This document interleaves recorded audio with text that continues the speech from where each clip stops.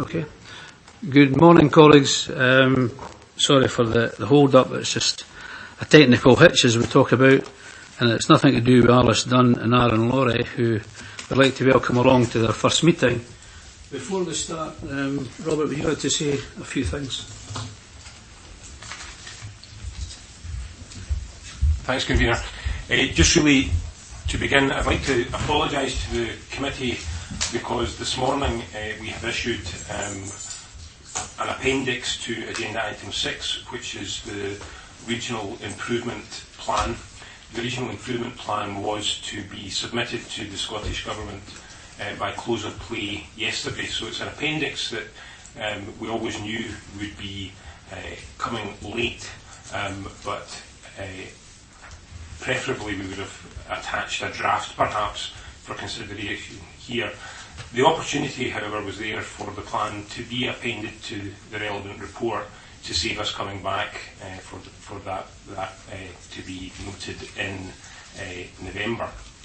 What we will do subsequently is bring forward a report on the progress of the plan. So please accept my apologies for the fact that you've received a document this morning. I have discussed with the Chair that when we get to that agenda item, there will be a short recess to enable the committee to consider whether or not they have any immediate questions on the plan. But the intention for today was simply to note that we had met the deadline for submitting the plan rather than to agree the plan. Thanks. Thanks for that, Robert. Just for the avoidance of doubt, I think it is important that people get time to see paperwork, particularly important subjects. This is an excellent agenda, I don't fall out with that, but I think it's important that we get documentation on time, and I'm sure the officers have taken that on board. But an item that's over 40 pages, I understand, isn't something that can just get dropped in and nodded through. I certainly wasn't aware of the content of it, and so if I'm not aware of it, more than half of the committee, I suspect, aren't aware either. But so we've agreed that way forward, and I'm sure Robert and officers will take the point that's been made this morning. So we'll go to item 6. At the end, or just before we close on item 6, we'll adjourn for 15 minutes. Will that be okay? Fine. So we'll just go with it that way. So the first thing is, are there any apologies? Alan Nimmo has an apology. Yes, Convener, we also have apologies from Maureen Tate, the Church of Scotland representative, from Fiona Craig, teacher representative, and from Nicola Jordan, a parent representative. Okay, any other apologies? Any declarations of interest? Okay, if not, then we'll go to the minute of the meeting of the Education Committee on the 29th of May, pages 4 to 10. Does anyone have anything they wish to raise on that? Okay, final pages 11 to 14. Anything on that? No? Well, we're making good time. Education Executive Membership Pupil Representative, Mr. Moody.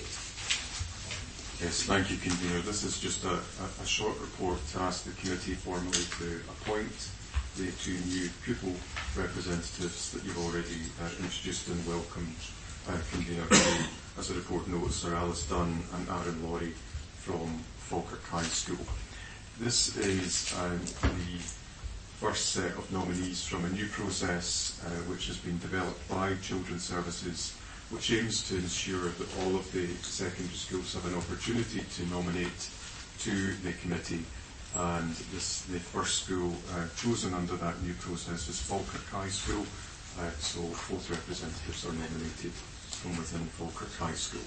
And the recommendation is to ask you to approve that as a selection process, but also to appoint Alice and Aaron to membership of the committee and to welcome them.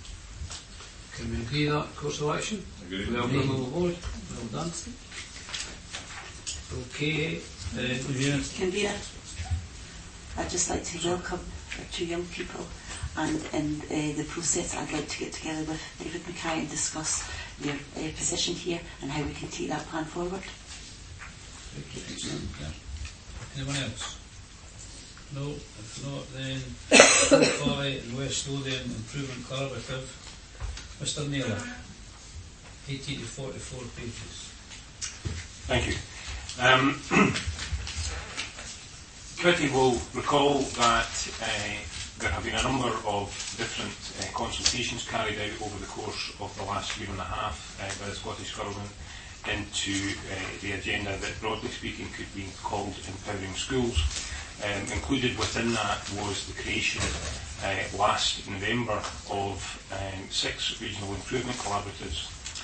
Over the course of the first period from November up until the end of January, the 4 councils involved here worked to produce an initial regional improvement plan. That was submitted at the end of January, and work continued through the course of the remainder of last session to begin building collaborative networks to look at the areas included in the first iteration of the plan. What was anticipated in June of this year was that the Scottish Government would bring forward an education bill within which there would have been legislation to include items such as the Head Teachers Charter and further arrangements for parental and pupil engagement, as well as putting into legislation the requirement for regional improvement collaboratives. The report sets out the fact that the Scottish Government decided not to enact the bill, although the bill was published on the 26th of June. The Deputy First Minister, Cabinet Secretary for Education and Skills, announced that the provisions contained within the bill would still be pursued, and that they would be pursued on the basis of an agreement reached between COSLA and the Scottish Government to take forward the key elements contained within the proposed legislation. The agreement that was reached requires that each regional improvement collaborative and indeed each individual local authority will work to develop the Empowering Schools agenda, take forward elements contained within the proposed Head Teachers Charter, and also take forward aspirations set out within the COSLA agreement in terms of empowering both school communities, parents and pupils.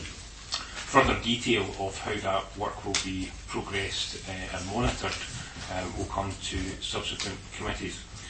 So within this report I have appended the letter that received from the Deputy First Minister and also the statement that he made in Parliament in full, explaining the reasons for why this agreement has been reached with COSLA and the aspiration of the Government to continue to work with local authorities to take forward the reform agenda in terms of empowering schools.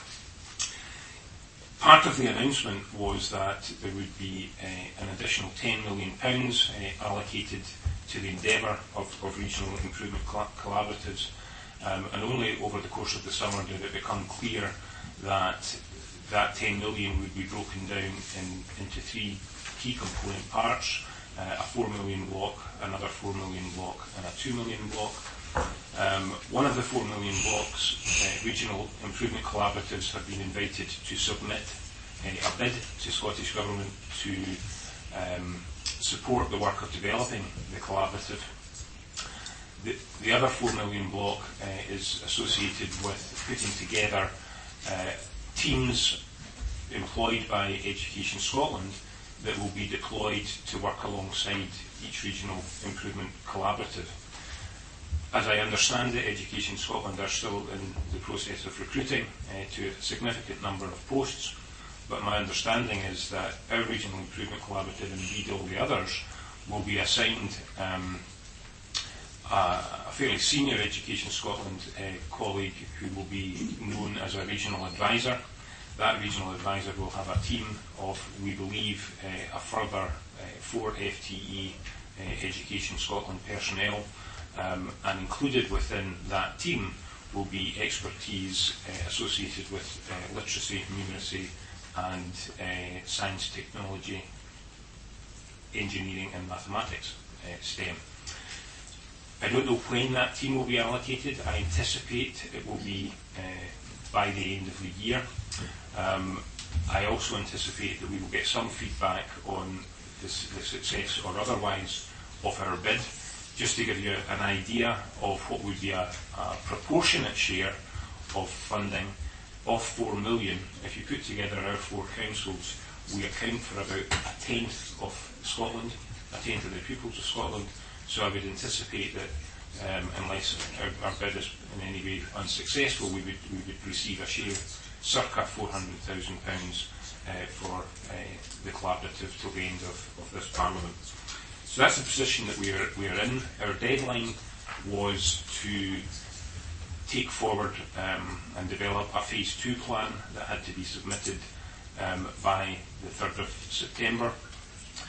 Over the course of the summer, the 4 directors and colleagues from across the 4 councils have been working to put detail into the Phase 2 plan. It includes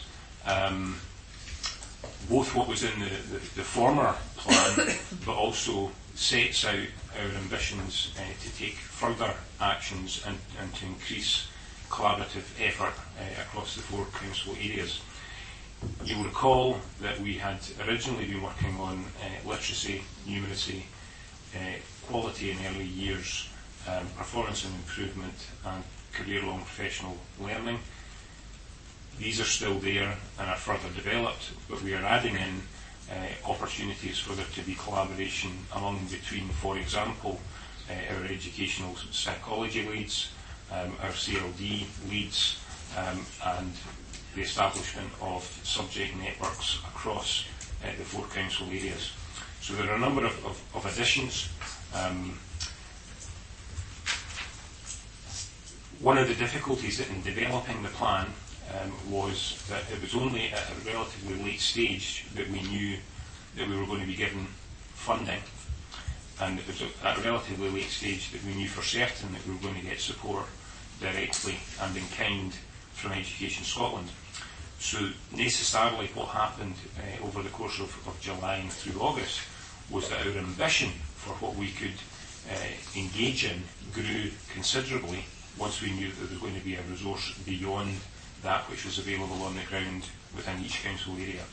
So that in part explains why this has been such a last minute endeavour, but I would ask that your principal focus if you look at recommendation 2.16 is that you are noting in effect that we met the deadline to submit the plan, and as I said earlier, we will bring further reports in due course on the progress of the rollout and implementation of the plan.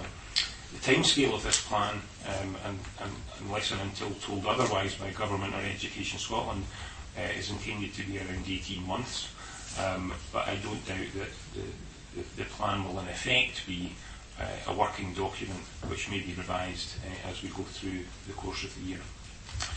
The other thing that is covered in this report is that we received feedback in February on the first iteration of the plan. That feedback from Education Scotland was positive, and they've given us some direction in terms of what ought to be included in the Phase 2 plan, and in terms of the ambition that we have and the areas that we should be focusing on. The final thing, and this isn't mentioned specifically in the report because it's only a couple of days old, but I've had correspondence and discussion with Education Scotland on a fairly quick-moving process whereby there is going to be a review of the Phase 2 plans, and I think that review will probably be conducted before the end of September. My understanding is that the review process will involve myself and the Education Scotland Regional Advisor meeting with another Regional Improvement Lead and their corresponding Education Regional Advisor.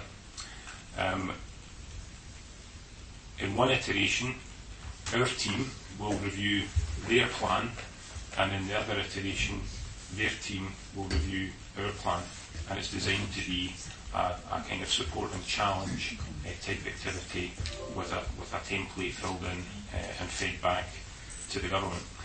One of the things that the Deputy First Minister is keen to evidence is that, firstly, all the councils have participated in getting on board with the concept of regional improvement collaboratives, but secondly, that the scale and ambition of the plans is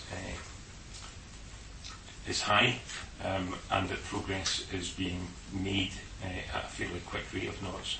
So it's a big agenda, there's a lot happening, and as the convener said at the start of the meeting, this is part of what's going on in children's services, but you'll see from the remainder of the agenda that we have in front of us today that there's a really massive change being undertaken across the whole arena of children's services, but this is a very significant part. I'll stop there. The convener said that he would afford a 15-minute recess. That will allow members and the rest of the committee to have a chance to look at the plan, and if there are any questions specifically on the plan before we consider this report, I'll be happy to take the questions at that point. Fine, thanks for that. So, we agreed we just do that. Councillor McHugh, you quite happy with that? Happy with that. So everybody's trying to have it, and their members share the report, or there are hard copies here to be handed out. And say we come back at 10:15. Is that okay? Fine, thanks for that. Councillor Kerr, we're ready to go? Yep, fine, thanks. So we'll go back to agenda item 6, and everyone's had a chance to read the latest documentation. Councillor McHugh. I'd like to move this report. I've got to tell my heart skipped a beat there. Yeah, we'll take that as you want to move the report. Anyone else? On the second? Happy to second, convener. Fine, thanks. Right. Any questions on the report or on the other submission? Any questions? Mrs. Butcher. Hi, I was looking at the principles of planning, and one of the things that I noticed was missing, well, it just came to my mind, was the adoption of trauma-informed learning throughout the whole plan, just given what we're learning about adverse childhood experiences, and to adopt a trauma-informed practice, because the way I saw it, it then fitted within each of the work streams, and it was just, I was wondering if that's something that had been considered. Mr. Naylor? Not specifically, it's not been considered.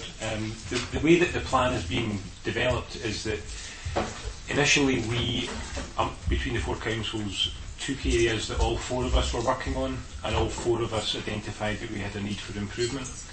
And as it's grown, we've taken opportunities where that common case for a need for improvement exists across the 4 authorities. You're right, though, that there's an increasing focus on mental health activity, on counselling, and so on. And you will know from media reports and otherwise that there's significant work beginning to take place in individual local authorities and in individual schools around that kind of arena. So in the fullness of time, I would anticipate that any and all activities that seem to be helpful to improve the outcomes for children will be included in collaborative work, but at this stage we are still very much in the building stage, so I would suspect that you will begin to see examples of trauma-based approaches happening in individual schools. And once we've got evidence of these approaches being successful, we'll then be looking at ways in which they could possibly be rolled out. Yep, certainly. The reason that I mention it is just with my experience in my own profession, but having attended a conference recently about trauma-informed practice in the early years, at Falkirk Council there were 4 schools that were mentioned as examples of good practice, which is something I was just blown away by. So it does seem that it feels like we're ahead of the game, so it would be good to actually have the adoption of that within our policies moving forward. Okay, we'll take that on board. Reverend Laurel? Thanks, Gavin. I think that's a very good point as well. I think one of the, obviously we so much mental health issues being raised just now at this moment in time. I think that's lovely to hear that comment. And sometimes I ask myself, because there's more and more additional support needs, sometimes I ask myself, why is that happening? Like, and how that affects the attainment gap as well. And so that's just a rabbit trail for what I was going to say. But I think this is really good. I think a collaboration to get the best possible outcome is a real good way ahead. But it seems to me that it changes the dynamics, or it's changing the dynamics of how education in Scotland is developed and scrutinised. While I think this is a great thing, I'm just wondering, does it move from collaboration to centralisation? It's just a kind of thought in my head that I just wondered what people think in relation to that. Quite sure we'll get a response to that. Would you probably someone, Councillor McHugh or someone might want to answer that? Or of course we can have an officer's opinion, but probably wouldn't you? You might not. We'll leave it to councillors first. You can come in at an end on that if you want. Any other questions first? Councillor Kerr. Thank you. Thank you, Convener. Just a couple of questions for Mr. Naylor, and thank you for coming and give us an insight. It's hard to take in a document when you're just getting it there and then. And I know we said it at the beginning, it was just for no time, but a couple of questions. If we knew we were getting the extra funding, would have that been the plan that we would have been sitting today, or would there have been changes, or are we going to get changes that we've got money if we're successful? Mr. Naylor. As I explained earlier, part of the reason that we have been working on this right up to the 11th hour is that it was only in June that we understood the scale of the money that we would be getting. So the plan that we have submitted has been submitted on the basis of the understanding that we will have that funding. That said, once we have gone through the bid process and we know exactly what monies we have, and once we know in some detail the level and degree of support that Education Scotland will be providing, this plan will develop and will have things added to it and greater detail in terms of who will be leading on what work stream and how they will be working together. So in my view, this plan, although I mentioned earlier the intention was that it would cover an 18-month period, I very much consider it to be a working document, an iterative document, and there will be subsequent versions once more detail can be added, particularly around the resourcing and the support from Education Scotland. Thank you. Another question regarding the extra staff, Education Scotland. Obviously, they're going to come and take good teachers, head teachers for our 4 councils. Then we need to replace them. Where do we get the extra teachers? How many staff do we see that we're going to lose to Education Scotland? As things stand, unless David can give me an update, my understanding is that we have lost 1 head teacher to Education Scotland. That happened before the summer, and we've had the opportunity to recruit a replacement.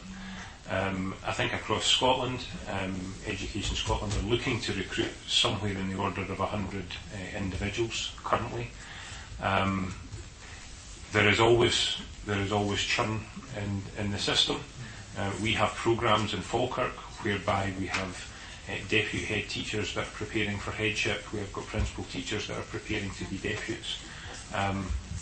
Fortunately in Falkirk, despite what you hear in other local authority areas. We have not suffered any particular recruitment crises. I know that in the north of Scotland they have massive teacher shortages and promoted teacher vacancies, but we have been fairly successful in being able to replace head teachers as these vacancies have come up. It's obviously something that we continue to monitor, but the Education Scotland recruitment thus far I don't think has impacted on Falkirk. Thank you. Anyone else? Councillor Alexander? Yes, Convener, thank you very much. First of all, I'd like to welcome the additional cash when we get it, rather than if. The more money for education is never bad news, and we'll take any amount that's going, and more if possible. The issue of centralisation, there's always a danger of centralisation. But I think that when we see the relationship that's developed between COSLA and the government, I think it's very positive.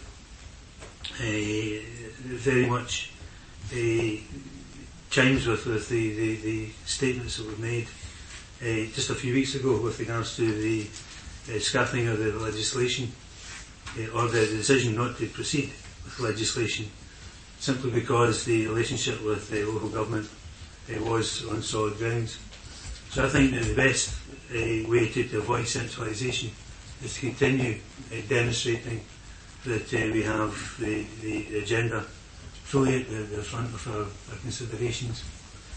When we look back at the purpose and the direction that the Deputy First Minister has taken us, it's worth remembering that this was all about raising standards. It's all about raising the life chances of particularly those youngsters within the care system. I read recently that those youngsters who are in care at the moment amount to 1% of the population, about 25% of the prison population. And that's a horrendous statistic, and something that has to be broken. We have to break that link. We have to ensure that the agenda, which is to promote the mental health issues, to be aware of them and to deal with them, as well as the issues with regards to looked after children. So it's unfortunate that perhaps the issue of the appendix, and I understand fully where the director is coming from, and that it would have been beneficial, because none of us saw the report either. It would be beneficial if the draft had been circulated. Everyone's wiser now, so we can perhaps move on from that and get back to the report and the changes that are behind this report and previous reports that we've had, always welcomed. Thank you. Councillor Coombs. Thanks, Convener. Modern technology is defeating me here, which isn't very difficult. So my machine's frozen at the moment, so I'm just going to go with the old paper and pen and try and read my notes. As Councillor Alexander has said, absolutely, more money is more than welcome. But as we know, throwing money at things isn't always the way to resolve problems. And picking up on the point that was made at the end of the table, I think that the centralisation, I think it's a shocking centralisation, and I feel right now as if I'm a bit of a turkey voting for Christmas. The way I see it, the ideals behind the Scottish Government's policy in raising attainment and in helping pupils to achieve their best results for them, and empowering schools is a fine ideal. But I think that we have to agree as local government members that empowering schools, and in empowering schools, power being the operative word, as far as I can see, this is a power grab, the phrase that comes to mind, and that worries me absolutely, given the way that the police service has been taken away from local accountability, fire service, and I don't know what everybody else's idea of the IJB is, but the way I see it is that what involvement we had as a local government regarding adult social work has been diminished dramatically since it's been subsumed under the Health Board. As I said, I know it's not the Health Board, it's an integrated joint board, but there's the big boy in the playground and there's a little boy in the playground, and the big boy seems to me to have a louder voice. I think that what we've been talking about here in collaborative working, absolutely, if it works. But I think that the head teacher's charter, yeah, fine, but I'll tell you what, I wouldn't like to be a head teacher right now. The head teachers and the jobs that they do, I think, were already very challenging, and I think that we're piling more and more on them. And parental and pupil involvement, again, absolutely ideals to be admired. However, when I was a parent and my 3 children were at school, I had enough to do to get out, get dressed, get fed and keep them watered.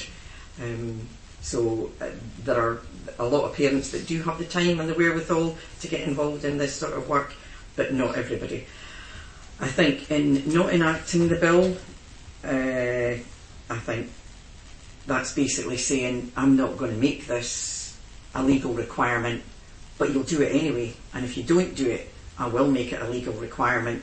That's kind of like saying, you know, I know you're misbehaving at the back of that class, and I'm not going to pull you outside now, but you've got 5 minutes to pull your socks up, and then I will. And obviously I'm being very simplistic about this, but I think that the main reason that the bill isn't being enacted is because of the time that would involve, and basically as the teachers, the boards,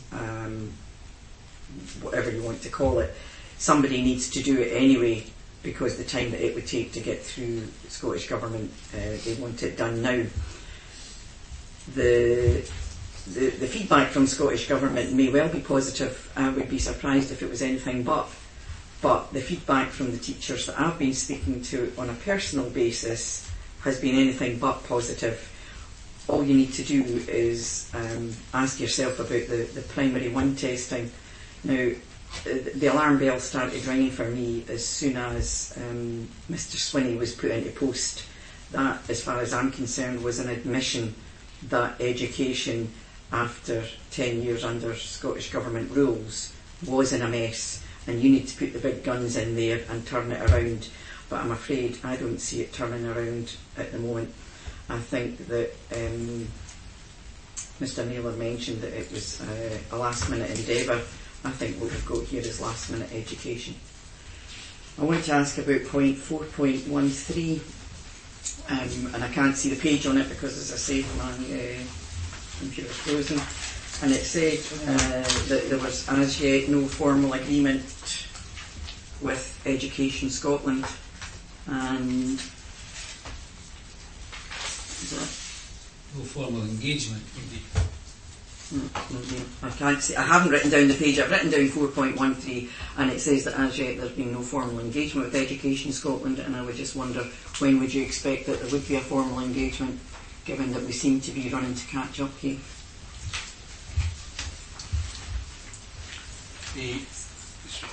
Specifically, that paragraph relates to formal engagement regarding the process of monitoring progress towards implementation of the Head Teacher's Charter, parental and community engagement and pupil participation. My understanding is that Education Scotland are in the process, given that the agreement was reached in June, they are in the process of developing an evaluative framework which they will ultimately share with local authorities to say, when we come to do our inspections, one of the things that we will be looking at is Head Teacher's Charter, parental and community engagement and pupil participation. So they're developing their mechanism for how they would approach measuring that, and as they have done in the past, when they begin to look at different areas of focus, first of all they do some kind of pilot inspections, they develop their model, then they share their model with us. So I think that's very much a work in progress, but we haven't, as the report says, we haven't received anything written yet from Education Scotland to say this is how we're going to measure this. again, it just concerns me because as you were the lead officer for this collaborative, that, as you said yourself, 1/10 of the pupils in the whole of Scotland, it's a reasonably big body, and if we are not aware of this, that again leads to lots of concerns as to how much of a last minute back at the postage stamp we're doing here. Anyone else? Sorry, Councillor Colby. Okay, I'd just like to very quickly pick up on the point of the IJB, because I think it's important to say that elected members do have scrutiny over adult social care and the IJB via the scrutiny panel, and also the reports that come to full council and through the voting members as well. I think I've worked my whole career in the voluntary sector, and partnership is a way of life. Learning from one another is a way of life, and I think the collaborative, learning from other areas and how we can do things better to improve the life chances of the children in this area, I don't see how that can be a bad thing. Yes, we're waiting for information on what the money's going to be and how exactly some of this is going forward. But I think we put teachers and children at the heart, and parents at the heart of how we develop the education in our area. I don't see how that can be a not positive thing. Thanks, Councillor Nichols. Thank you, Convener. I'm just amazed at how people can take a very positive report that's actually starting to deliver for our children locally and turn it into such a negative around centralisation. It's been very clearly articulated by the Deputy First Minister that there's no intention to take away the responsibility of education from local authorities. What they do want to do is to look at how we can use best practice that is scattered throughout the country to the best effect in each of our own areas to actually help our kids actually achieve all those life chances. And I think that's what we have to remember.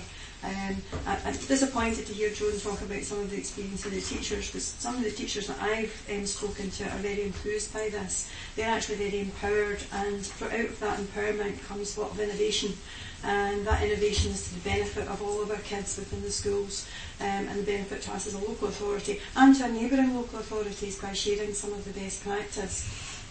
So I'm really disappointed in that. We're already seeing some of the benefits coming through. That's what we should be focusing on. That's what we should be building on. We've got the opportunity for additional resources here, additional money. It's an investment in our kids. So I think we should really be focusing on that as a positive, rather than talking down what this is trying to achieve and actually work with the collaboration. Thank you, Convener, and to echo the words of my colleagues, I think that, and it's great to see our young people here today, and absolutely welcome them and playing a part here, and I think they'll be very familiar with in education about what we talk about when we say about a growth mindset and about going forward in a positive light, and that actually we've learned over the years that taking somebody outside the classroom or going to the back of the class and saying, this is not how you do it and I'm going to tell you how you should do this, is not the way to get the best results out of people. The challenge was laid down clearly by the Deputy First Minister about saying this is what we want to achieve in terms of sharing best practice. We've heard from Mrs. Prochek this morning about some of the great practice that we have in Falkirk, and that's across a lot of areas. In other areas in our region, that's equally true in some of their specialities. And sharing good practice, I think we're all agreed around this table. How could we not be that is to the benefit of everybody when we work together in collaboration, as Councillor Colley has just said. Progress doesn't happen without determination and without a vision. I think far from throwing money at a problem, we've just heard that when this was initially brought forward as an initiative, as a challenge, money was not thrown at it. It was about the concept. It was about saying, you are capable of doing this as an authority. You can come together, you can work, you can deliver that, and putting down that challenge. And we have absolutely risen to that. And I think, yes, this report, as the detail of which we'll not be able to go through in terms of the plan, is very welcome. It does have a lot of, it's a working document, it's a flexible document, but I would absolutely echo that we cannot sit round this table and talk about the negatives and talk about the dangers of not moving forward. We have to progress in a positive light, and I absolutely welcome that. What's put forward this morning. Fine, thanks. Anyone else? Mrs. Harkins. Right. Coming from a teaching background, I think the plan has been really well written. It's clear and concise. The goals that are set out seem to be measurable and attainable.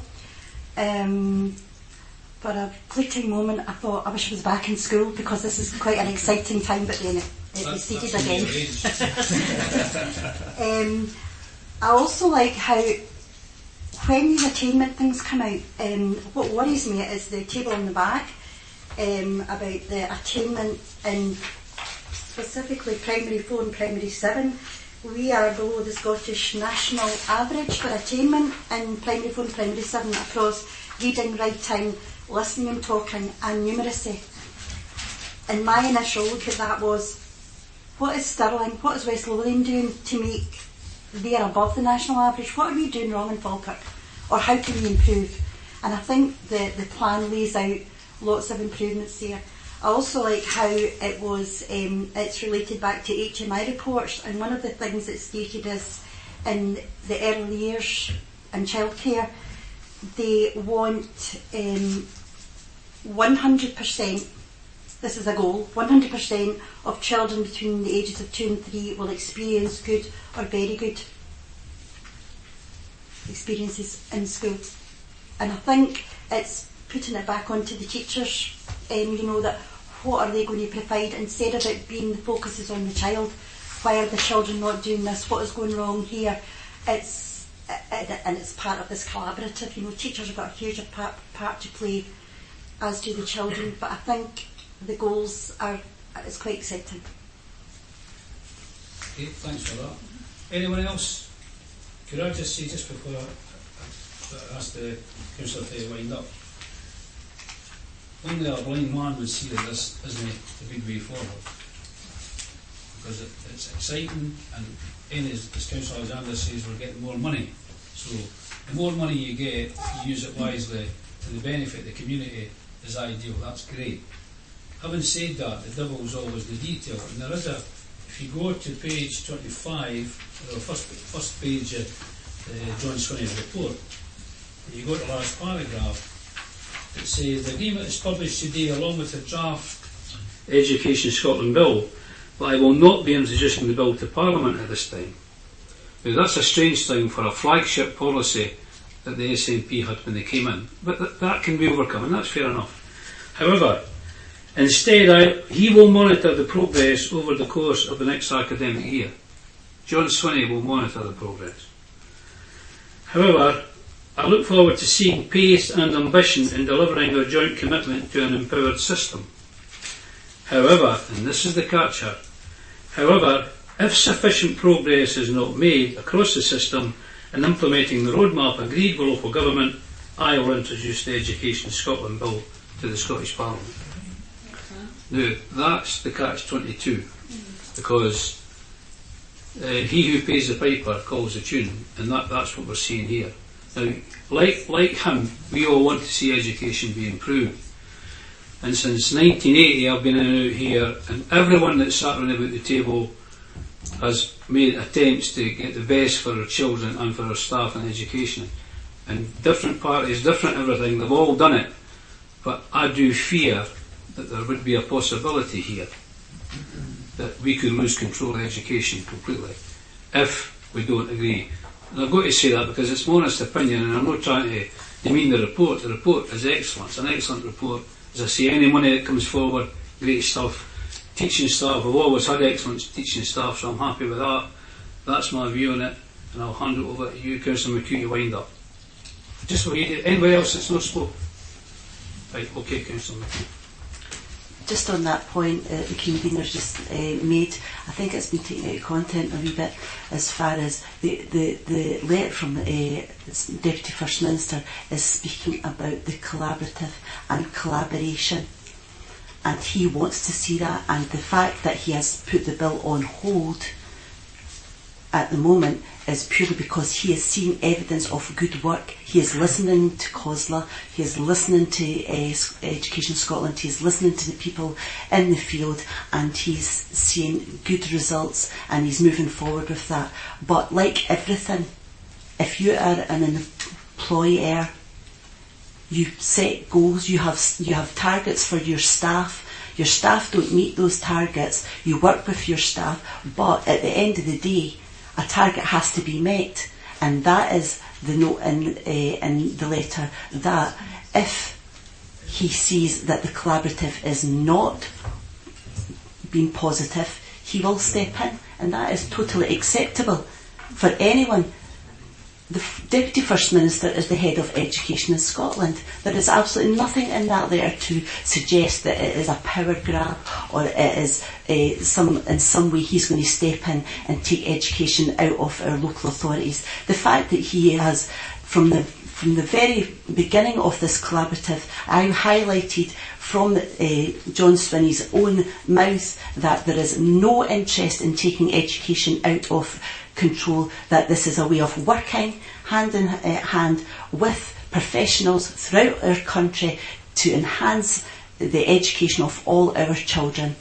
And that is what's tasked here and now, and that is what's moving forward. As far as Education Scotland and the staff that we may lose, the fact I see that as a very positive as well, the fact that we have people in our authority that's moved to Education Scotland that have a knowledge of our authority and leave a legacy. They are good quality people that have developed within our authority, that now have a place within Education Scotland, and they have left deputies, staff, teachers, additional staff behind, and that is a good legacy for them then to work towards as well. So I find that a very positive. And again, we can't control people's career moves. We have to give that career move, or as we're seeing, teachers are stifled and they drop out and they go into another profession. We certainly don't want to lose any more teachers, and we certainly don't want to put any more pressure on this profession. As far as the report that's came forward this morning, I welcome the additions. I welcome the fact that we are now including psychological services and CLD. From word go, I came into this position, I've spoke about how we're a team. It's not just about teachers and pupils, it's about families, it's about development. We have a children's service here, we are working within social work and education, that every single person within working with children are part of that child's development, from its parent right through to they go into their own career. And I welcome the fact that the collaborative is extending into CLD. We've had good results locally with CLD working in our high schools. As far as the Prince's Trust goes, there is a lot of good work going on, and to make that formally part of our collaborative is an excellent move, and I welcome that. And it is very exciting. I appreciate what Mrs Harkins was saying, given the knowledge that obviously Maureen has been through. This is an exciting time. I see it as an exciting time for the early years, as far as the trauma development goes. Early years in Falkirk have been looking at that for some time. I did the training about 5-6 years ago, so we have been looking at that. And if the collaborative can put weight behind that to help our children at the earliest point of their lives, then hopefully we can iron things out before they hit primary school, before we're looking at attainment in primary 4 and to primary 7, or even in our high schools where we've got young people dropping out. So this is a positive move. We have the top minister in our country looking at scrutinising. We're setting up scrutiny between other collaboratives, and that's an excellent move as well. We are scrutinising each other so our whole country can benefit from this, and we've got top professionals looking at this at every level, from the teachers on the floor, from our extended staff right to the top. So let's get on with it. I can see why there's a good pace in it, because we radically need to do something, and there needs to be a pace. But the fact that we're hitting deadlines all the time is putting the pressure on to make it a move, listening to what's happening, then go for the next step. It's not quick decisions. as was implied earlier. It's the fact that we are listening, we're moving forward, we're taking a bit, we're looking again, and we're moving forward, and that is the way it should be. Okay, thanks for that. So are we agreed on the paper and as well as the agenda? Is that agreed? Right, thank you. The next item is the National Improvement Framework, pages 46. David Mackay. Thank you. Thank you, Convener. The purpose of this report is to bring the second iteration of our National Improvement Plan to the elected members for consideration and the wider Education Executive for approval today, and also to request the Director of Children's Service to bring back a report evaluating its impact in November 2019. There will be a report on last year's plan coming to the next Education Executive, bringing the committee up to date on the progress made on the current plan that we're working with. The background of the plan is in response to the National Improvement Framework from Scottish Education that was launched by the First Minister back in January 2016. The National Improvement Framework is underpinned by a series of new planning duties, and there will be further guidance coming to local authorities in due course in relation to the Standards in Scotland School Act 2000, Part 1, to provide us a little bit more clarity on that. I was required to submit a draft plan in the 31st of August this year, which I have done to comply with the requirements of that, but I also wrote to the Scottish Government making very clear that that was subject to approval from the Education Executive today, and obviously if there was any further amendments that would be relayed to them in due course. Appendix 1 details the plan for the coming year. This year the plan continues to have a clear focus on improving outcomes and experience for all our children and young people who attend our school, and it's in line with the Standards in Scotland School Act etc. 2000, and it is really looking to address and tackle the inequalities of outcomes that exist between different groups across our population. And the key areas of improvement again are focusing on attainment, particularly in literacy and numeracy, again looking at closing the equity gap for our children and young people across the council, and there's a clear focus on health and well-being and the employability skills for our children and young people, and also more importantly probably the kind of way that we measure our success or otherwise is the destination of our children and young people beyond school, where we're looking for them to either go into jobs, training, further education or higher education. And the plan is obviously detailed in Appendix 1, as I've mentioned to the committee, and I'm obviously happy to take any questions in relation to the content of that plan. Can also say that the plan clearly articulates to the work that was just done through in terms of the Regional Improvement Collaborative Plan, and also the Single Outcome Local Delivery Plan, and also the Children's Services plans across the council. Thank you, Convener. Okay, thanks for that. Another fairly lengthy report. Anyone, any comments or questions? That's all right. Your light's not lit up. Just like to move report yet again. This is another piece of the puzzle moving forward to help with the whole development of our education within our country, within our local authority. So I'd like to move that report. Fine, thanks. Seconder. Happy to second, Convener. Councillor Nico John. Councillor Bizzett. Thank you, Convener. I'd just like to ask Mr Mackay, what has been the impact of additional funding on attainment in Falkirk schools to date, and how will the impact be reported on in the future, and will this include a breakdown per school? Thank you, Councillor. Yeah, we're obviously monitoring the situation very closely. We will be also looking to bring our paper to the next committee in terms of the pupil equity fund spending and the impact that that's had. So again, hopefully that will provide members with some clarity on the work that's been undertaken over the last year and the impact of that additional funding and how schools have actually chosen to use that locally. And again, members are aware that that's down to individual head teachers working in partnership with the local community. So we've had a wide range of initiatives across the council, some very innovative practice, and obviously head teachers have been empowered to make progress on projects and also to change direction mid-course if it's not working for them. So looking forward to bringing a paper to the committee for the next meeting, which will provide some further information on that for members and hopefully provide that necessary data for scrutiny. Thank you. Thanks for that. Anyone else? Anyone else to agree the report? Right, thanks. And the next item is item 8, which is specialist education for social and behavioural needs for primary and secondary school pupils. I'll open up for questions. Councillor McKeon will back short. You not usually have the officer give? If you want, so I'm not trying to. Oh, fine. Get it away if you want. Okay. Thank you, Vera. This report's really a further report in the series of reports that have been brought to the Education Executive in relation to the work that we've been doing around Mariner Support Service for secondary age pupils and the Opsgang provision for primary age pupils who have a range of social and emotional factors impacting on their learning. This report is seeking approval from the Education Executive to bring these two services together. In order to do that, we would require to go to informal consultation only, because we're not planning to close any provisions.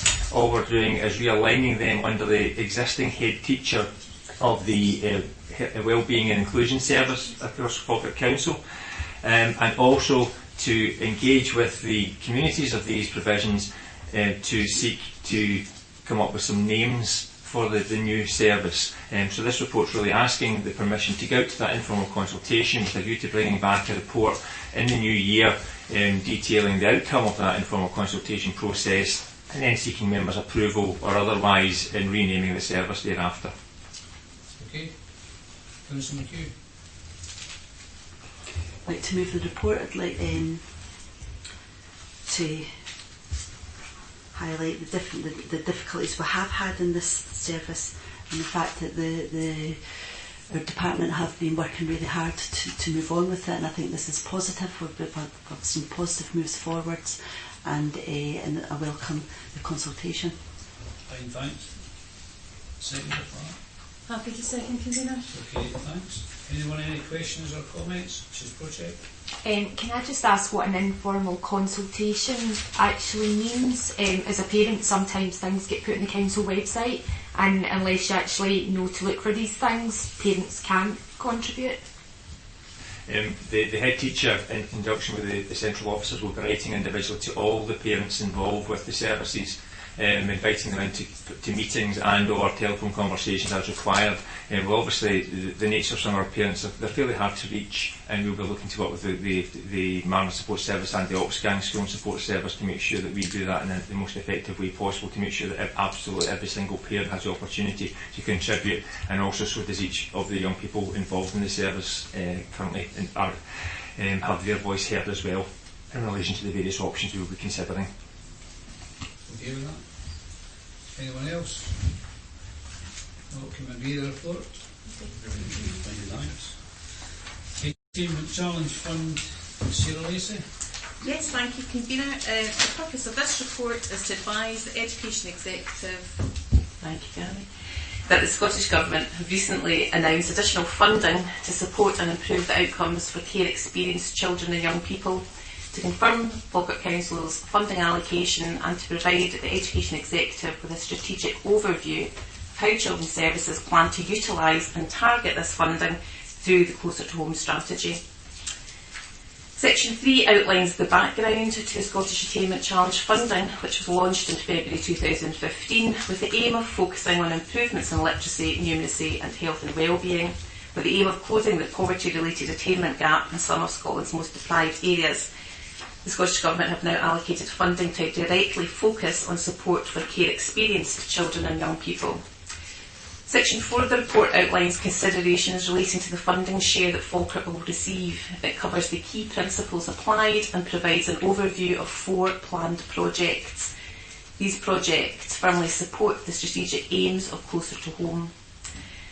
The proposals for the 4 projects are laid out within Section 4, starting firstly with an overview of a pilot school-based social worker at Falkirk High. Falkirk High have undertaken significant analysis of the unmet needs of their pupils, and they've developed resources and an ethos in the school that's making a real difference to the educational experiences of these children. We've also recognised that a dedicated social worker placed within the service will significantly enhance the support that they can provide. We're also proposing a project which will be similar about embedding a social worker at Karen Grange High School. And again, that will be specifically about supporting the needs of looked after children within the school. That work will be about developing complex care skills, family support, independent living skills, and really importantly establishing a multi-agency team within the school to work on staff development, future planning, work around transitions, and obviously importantly working with young people and their families. Third project is again about embedding a social worker within the inclusion and wellbeing service. All of the children and young people within that service are looked after. So again, specific focus and support from a qualified social worker to jointly work with intervention approaches with the young people. Again, a focus on developing family networks, really embedding a family first approach within the support that is provided by the service. And then our fourth project is around leaving care and participation in attainment. And this funding that's been provided can be used up to the age of 26. So we really, really want to make sure that we're maximising the opportunities that come from the funding to be able to support that care experienced cohort of older young people who really struggle often to access training and employment. So currently only 32 of the 88 young people provided with aftercare by Falkirk Council are in education, training and employment. And that reflects the national statistics, but it's something that we really, really want to make sure that we are doing something targeted to improve their situation. We'll use the funding to increase capacity in the leaving care team, and that would then allow us to create some different approaches around our contact that will go a bit beyond crisis intervention, but actually be able to support people really meaningfully to try out different opportunities that might be available to them that so far they have struggled to be able to fully maximise. We're recognising that Educational Psychology Service will support evaluation of these projects, and that's really important of how we move forward. We will need to report on our use of funding, and we'll need to obviously report on the outcomes that are improved as a result of the funding. Section 5 of the report notes the consultation that will take place to firm up the proposals, and it's really essential and has been built in to the funding that we, if we have a Champions Board, and Falkirk Council does have a Champions Board, that we make sure that we fully involve them in that process. The funding needs to be agreed by the Chief Social Work Officer, Head of Education, and with consultation with young people. And we will absolutely be making sure that we take these proposals next to the Champions Board for those discussions. Conclusions are over in section 7, and we're outlining that full project briefs will be developed once we've had the consultation with our stakeholders and the Champions Board, and we're making sure that that meaningful contribution shapes up exactly what the proposals look like going forward. So I'd like to refer the committee back to the recommendations that are set out in section 2, and I'm happy to take any questions. Councillor Colley. Yes, thank you. I very much welcome this paper and welcome the additional investment of nearly £300,000 from the Scottish Government. The proposals offer a range of projects, and I think a really good mix of opportunities to work in partnership between education, social work and schools, families and most importantly children and young people who are care experienced. These pilots give the Council the opportunity to try approaches to help support care experienced young people and help support their attainment both in and beyond school. I really look forward to hearing the reports and how these projects are progressing. Obviously once there's further discussion with the Champions Board, because I think it's, as you said, extremely important that anything we develop is informed by young people who have had experience and can really give us their knowledge and skills towards that. So thank you very much for the report, and I'd like to move the recommendations. Thanks for that. Seconder. Happy to second, Convener. Seconder. Any questions or comments? If not, then we'll accept the report. Move to the next report. Sorry. Sorry? That's all right.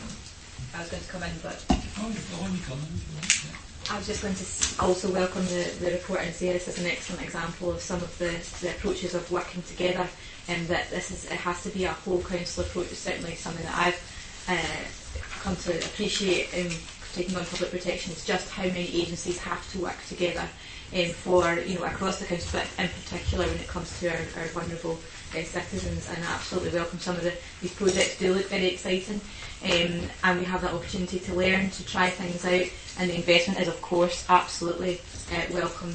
And I think that there's been a lot of work going into this, and hopefully the preparation that's going into that will have positive outcomes and measurable outcomes. But I think it's an example where we have to think, a few years ago, that we all know, and we do reflect statistics across the country, but we know there are issues there. We're doing something about that. We're taking these innovative approaches and looking at things in a different manner. So absolutely echo Councillor Colin welcoming those measures that come forward.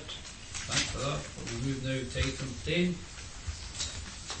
QE attainment in Falkirk Secondary Schools. Mr Mackay. Thank you, Convener. This report provides information and analysis on the Scottish Qualifications Authority, the SQA attainment within Falkirk Secondary Schools for 2018. The recommendations is the Education Executive note the SQA attainment for Falkirk Secondary Schools and agree that a future report will be presented to the Education Executive in the spring 2019 and will take account of the updated and additional SQA information and other attainment data at that time.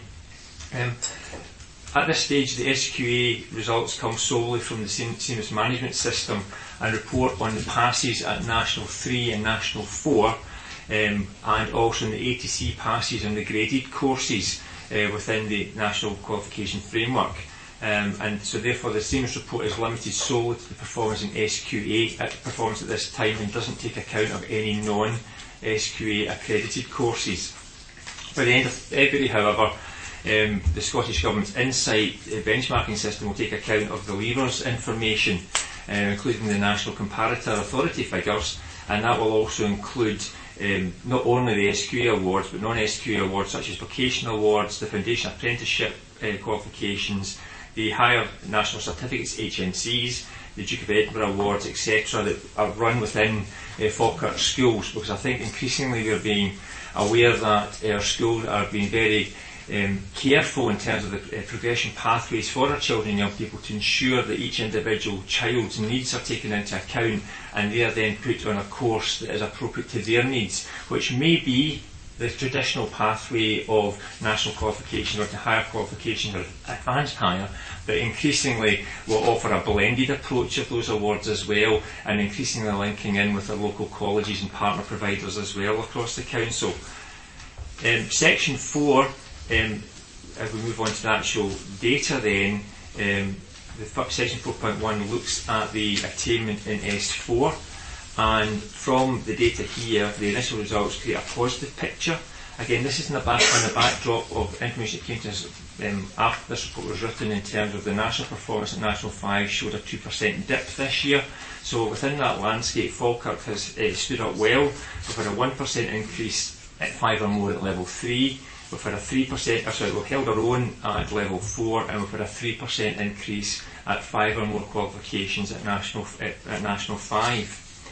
Section 4.2 then looks at the qualifications for our S5 cohort, and again this year nationally there was a marginal decrease in the number of passes at higher, but again Falkirk's figures hold up relatively well. 1 or more we're seeing a 1% increase, 3 or more qualifications at higher we have a 1% increase, and at 5 or more there was a small decrease of 1% in that particular cohort. The next section, 4.3, looks at the attainment at the end of S6, and we're looking here at a number of measures, 3 or more hires, 5 or more hires, and 1 or more advanced hire. And again here Falkirk has managed to maintain its performance from last year across all of these levels, and again these are the highest figures across Falkirk to date within the council. Section 4.4 draws to the members' attention the changes that are taking place in response to the tackling bureaucracy agenda. We touched on this briefly last year, where they're looking to reduce the number of internal assessments within schools, both at National 5, Higher and subsequently Advanced Higher, over the coming year. All we are flagging up here is the potential impact that may have on the recognising of positive achievement aspects of the qualification, where some of our young people who may have been able to get that award previously, because of the new configuration of the SQA presentation, will not necessarily achieve to the same level as they historically have done. However, our schools are in a strong position in terms of actually knowing our children and young people. They're making very informed decisions about the levels of presentation, so those children on the boundaries and cusp will have supports in place to ensure that they achieve the best they possibly can. And there is dispensation to allow those small numbers of children, we reckon about 10% to 15%, to also sit the National 4 added value unit, so in the unfortunate event that they did not achieve the National 5, they would still have that safety net. But again, our schools are working together with our colleagues to ensure that we maximise our understanding of the individual journey for the child and make sure that we do not disadvantage any young person in the future.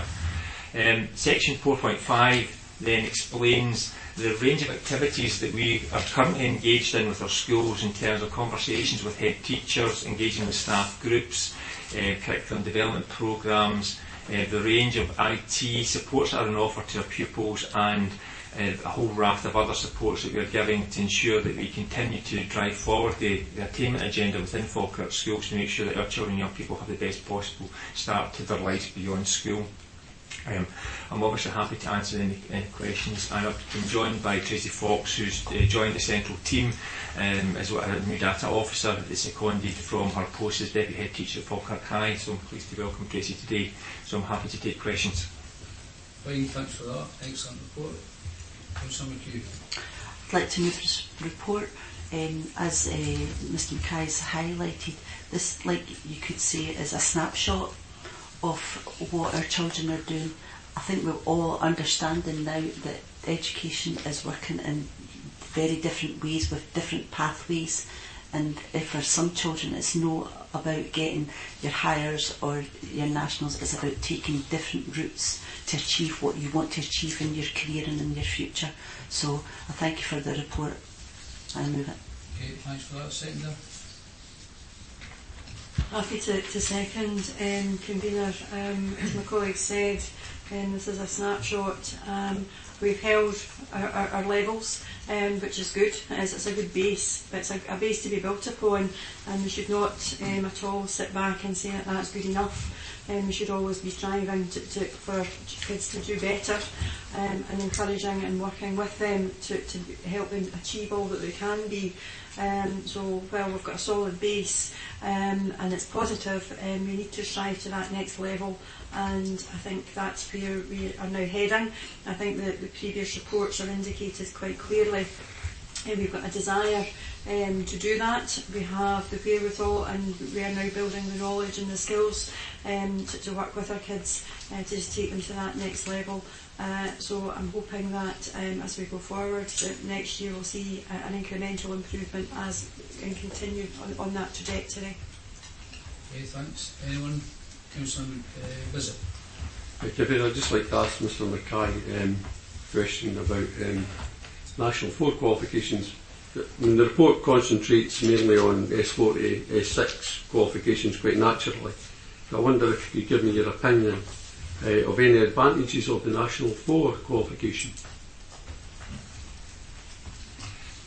Thanks, Councillor. Yeah, I definitely see that the National 4 is a significant role in terms of the opportunities for our S4 pupils to engage with areas of the curriculum where they require a little bit more time to familiarise themselves before they then progress on to the National 5 and ultimately potentially the higher, if that is the right thing for that young person.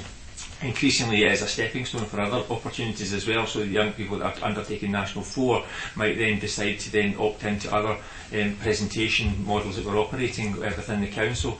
Tracy, I don't know if you've got anything you want to add to that? No. So in terms of actually the higher national certificates and linking in with the college courses as well, it does provide that foundation, and it increasingly valued by our schools. It's really core part of the progression pathway for our children and young people in Falkirk. Thank you, Convener. I appreciate the report, and it is the hard work of the teachers and the staff at each of the schools.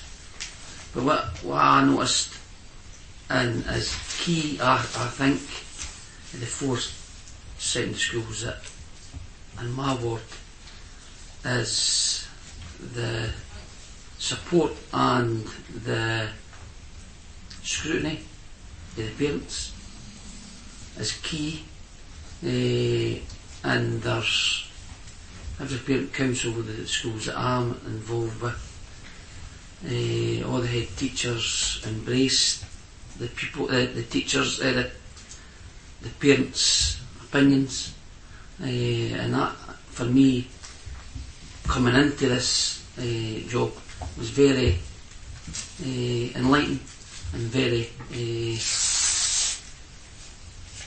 good for me to see. And the 4 of the schools that I've got, as there's nothing hidden, everything's on the table and everything's brought forward for the good of the pupils, and I think that's to be commended for the head teachers in these schools.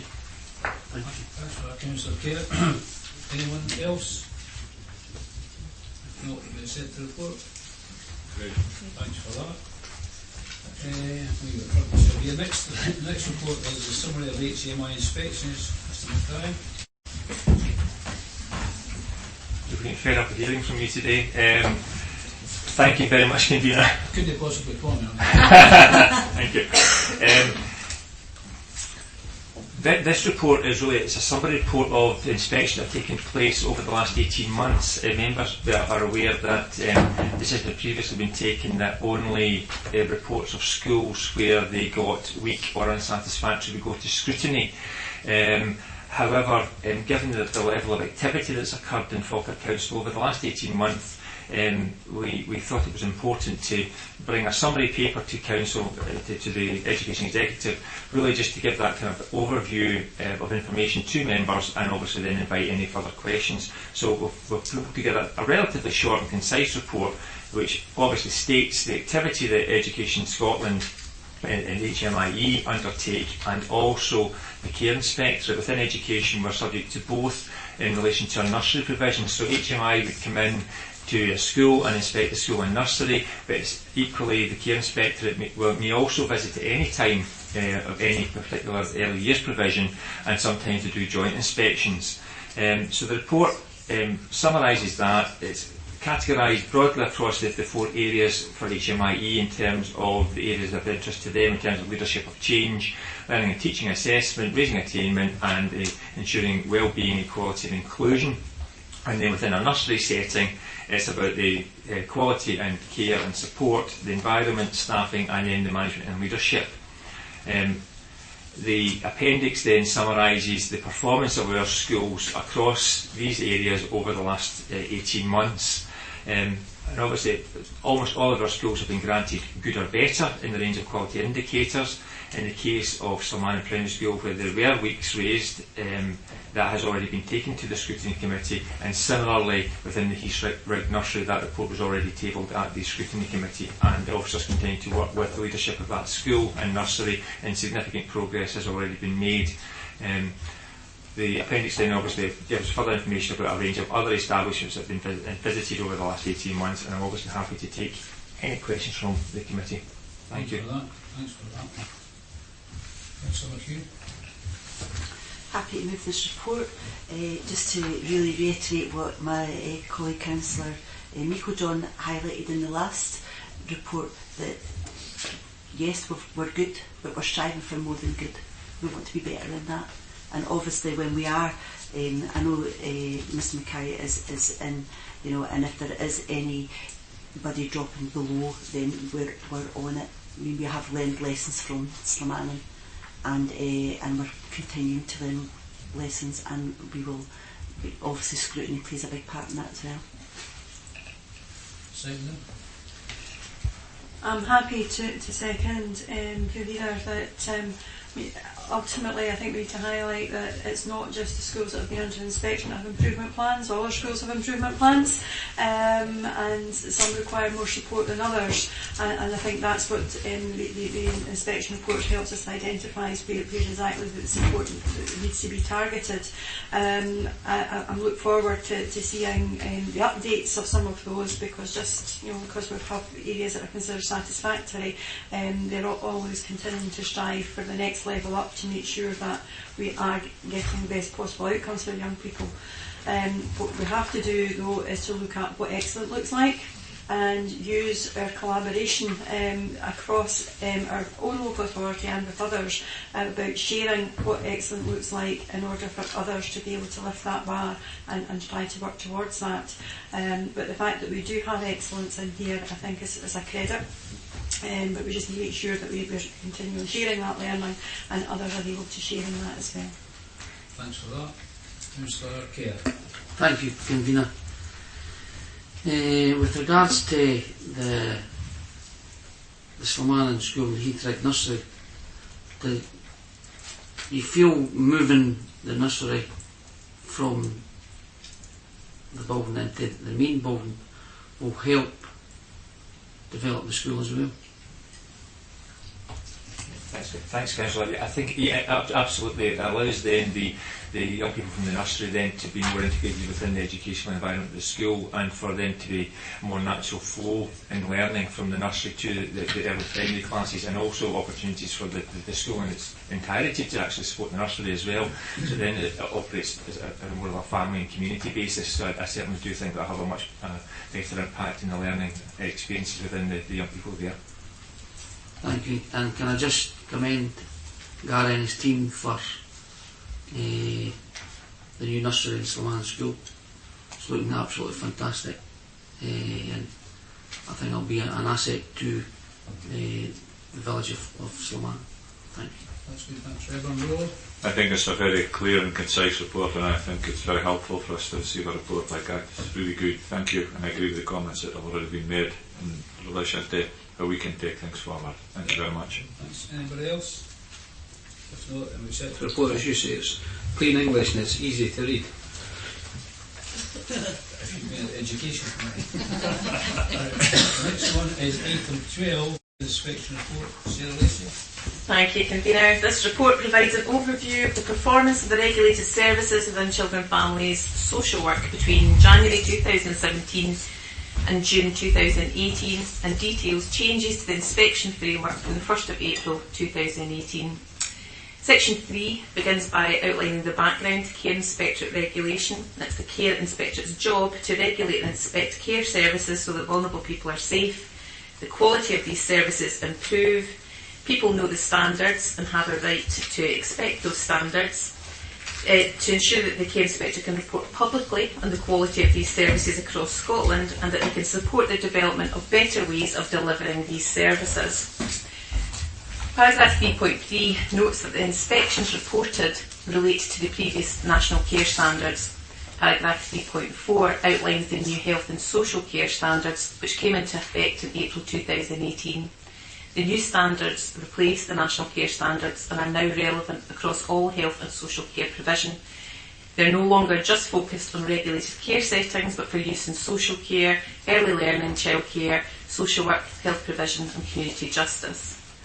Paragraph 3.6 and 3.7 note important developments to be taken forward, that being that inspection frameworks and models are being modified to reflect the commitment to the new standards and the focus on experience and outcomes.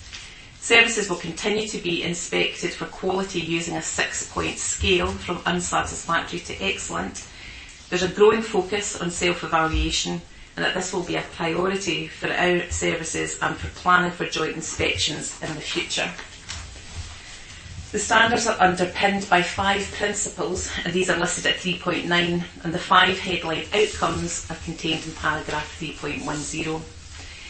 Section 4 notes the support that the Workforce Development Team have provided to registered services to prepare for inspection as it relates to the new health and social care standards.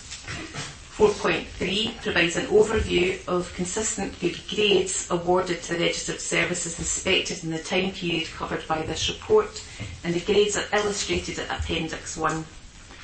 Throughout the inspection process, a range of engagement methods are utilised to gain a thorough understanding of how the service is performing.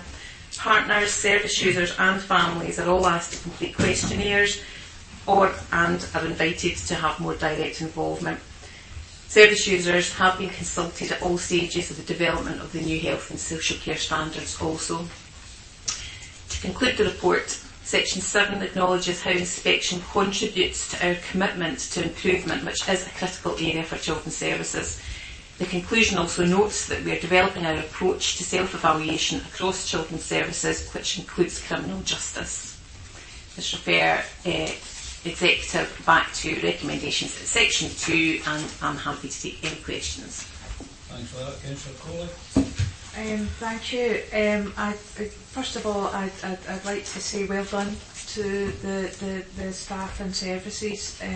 I think that the consistently high gradings across the service, and I particularly like to mention Westside, and we can see that there was a very clear improvement there in their planning, and I think I'd like to. I think it's great to see that happen across the board. I think the new health and social care standards are absolutely excellent. They're informed. They're informed by people who use services, and I think that they're very good. And for anyone who hasn't read them in detail, because there's a lot of them, I would encourage that. And I look forward to hearing more reports about how the services are doing and about how people feel about the services. But thank you very much, and I hope I can speak for the whole committee here in passing on our well done to the staff involved. Thanks for that, Secretary. Happy to second. It's a bit like the last report that all our services are working very hard, and they strive to get to the next level. And while the significant, obviously, changes in Westside where it's got to move from adequate to very good, I think we also need to acknowledge our leaving care housing support service and gaining an excellent, particularly in management and leadership. Again, I think there's a good opportunity for sharing and learning there across the sector, knowing what excellent now looks like is for the others to be able to move to that next level and creating those good quality services.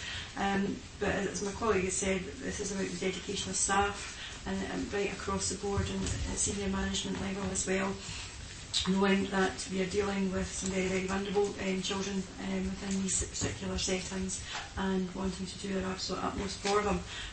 So inspection and regulation shouldn't really be feared. It should be welcomed as it helps us to identify where we need to put in a bit more support, a bit more effort in order to actually continue to provide that good quality support to our children, particularly our looked after and accommodated children. And as a corporate parent, I think that we have that responsibility to take this information and use it to the best effect. So I'm glad that we're performing well, and we need to continue to maintain that and look to make sure that we're moving into the next cohort of being good and very good. Thanks for that. Mrs. Crochet. Hi, my feedback's just with regards to consultation. It notes that partners, service users and families will be asked to complete questionnaires and invited to have more direct involvement. As a parent who gets questionnaires all the time, sometimes I find that we don't complete them.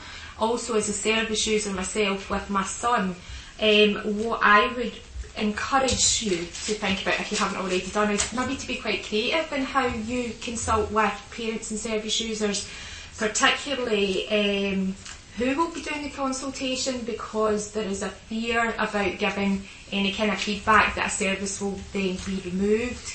So I suppose what I would like to see is quite creative ways of consulting with service users and families, but being mindful of who it is that's doing the consulting in the first place and the impact that that could have. I'm sure we want to avoid that situation. Sarah? The consultation noted in the report relates entirely to the consultation that the Care Inspectorate are responsible for during the inspections, but I'll very gladly pass your comments to them. But ultimately, I think they have, over the years, started to really understand that they need to consult with young people and families, parents and carers in very, very different ways so that they can get the best out of those discussions. So certainly, if you look at the Care Inspectorate website, they've actually made a really, really great commitment to parents, carers and young people to say to them, feel free to tell us whatever you want about the service. You can call us, we're doing an inspection here. They make it really open and transparent, and they're trying to say to people, however you want to communicate that message, feel free to do so. It will be held confidentially. Yes, some of your information could be used as part of that scrutiny process, but we'll be very mindful of how we use it to safeguard your position. So I think they have, over the years, tried to kind of do that in various different ways and provide that reassurance. Yeah, but I think you only know that if you know that. You know, many parents won't know that, I suppose, is what my point is, that we just need to make sure that parents and carers know that they can give that feedback. I don't think a lot of parents do know that. The information that is provided to parents and carers when services have been regulated is very specific to them, so it will detail some of that information within it. Can we just make sure that it is the best that we can get for the submission? Okay, Councillor Kerr. Thank you, Convener. Just let everybody else congratulate Sarah and the team, and for all the staff that's in these different areas. If we could get every report coming and saying good, very good and excellent, we'll be over the moon. So you have to be commended for that and pass on our congratulations to each staff member in each area. Thank you. Councillor Coombs. Just again, glad to see the results and well done to the staff. And